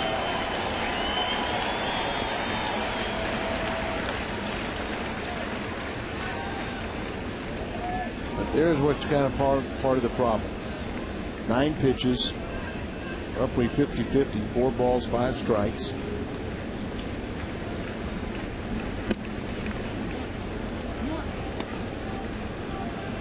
Count runs full.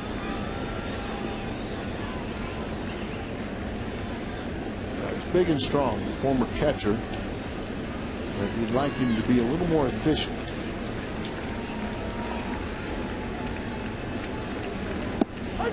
Strikeout of Nick Johnson.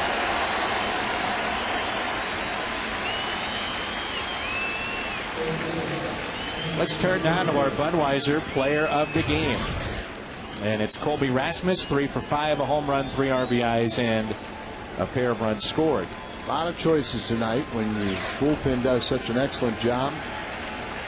Like they're about to put up 5 shutout innings. You got Holiday with 3 RBIs. The team banged out 17 hits, so we'll go with the rookie. Tough night for Hanley Ramirez, 3 strikeouts.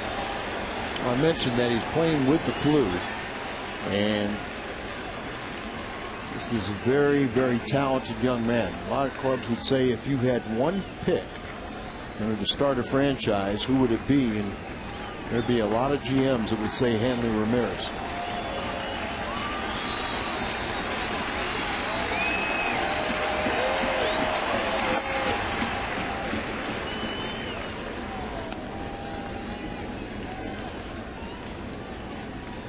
How many people can throw a 92-mile-an-hour slider?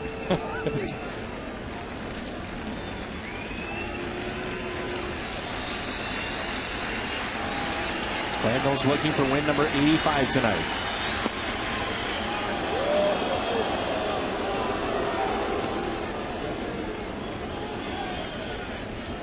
Remember, this is Hanley Ramirez that was hitting .455 in his last 10 games with 14 RBIs in that span.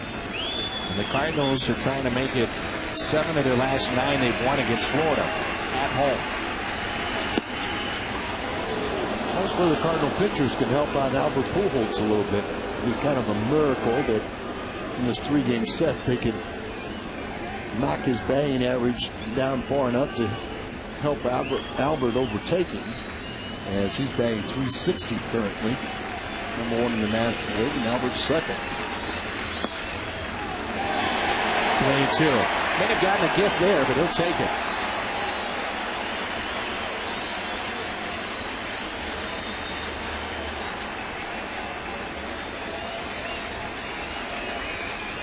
Albert's probably about 329, 330 possibly, so still about 30 points better for this Hanley Ramirez.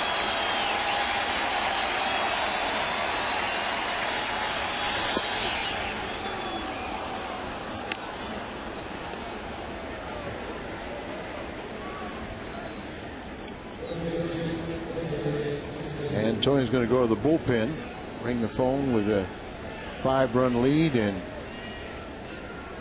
looks like Ryan, is that Ryan Franklin? I believe it is. Okay. Yep, let's get Frankie up.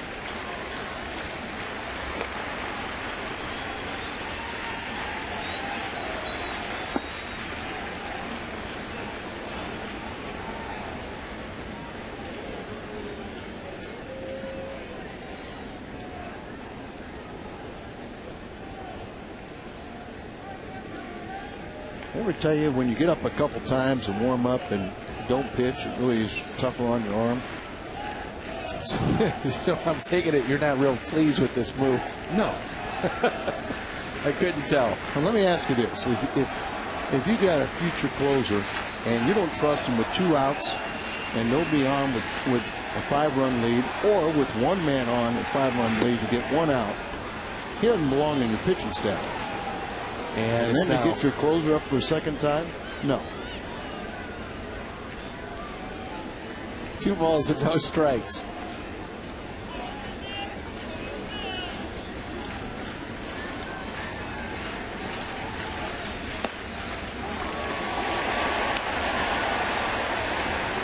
Two and 1.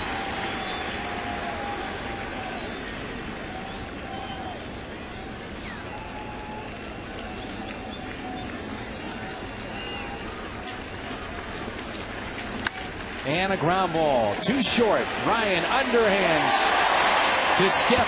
And the Cardinals win it 11-6. The record is 85-60. Coming up, U.S. Cellular Cardinals Live. Big night for the Cardinals as they take game 1.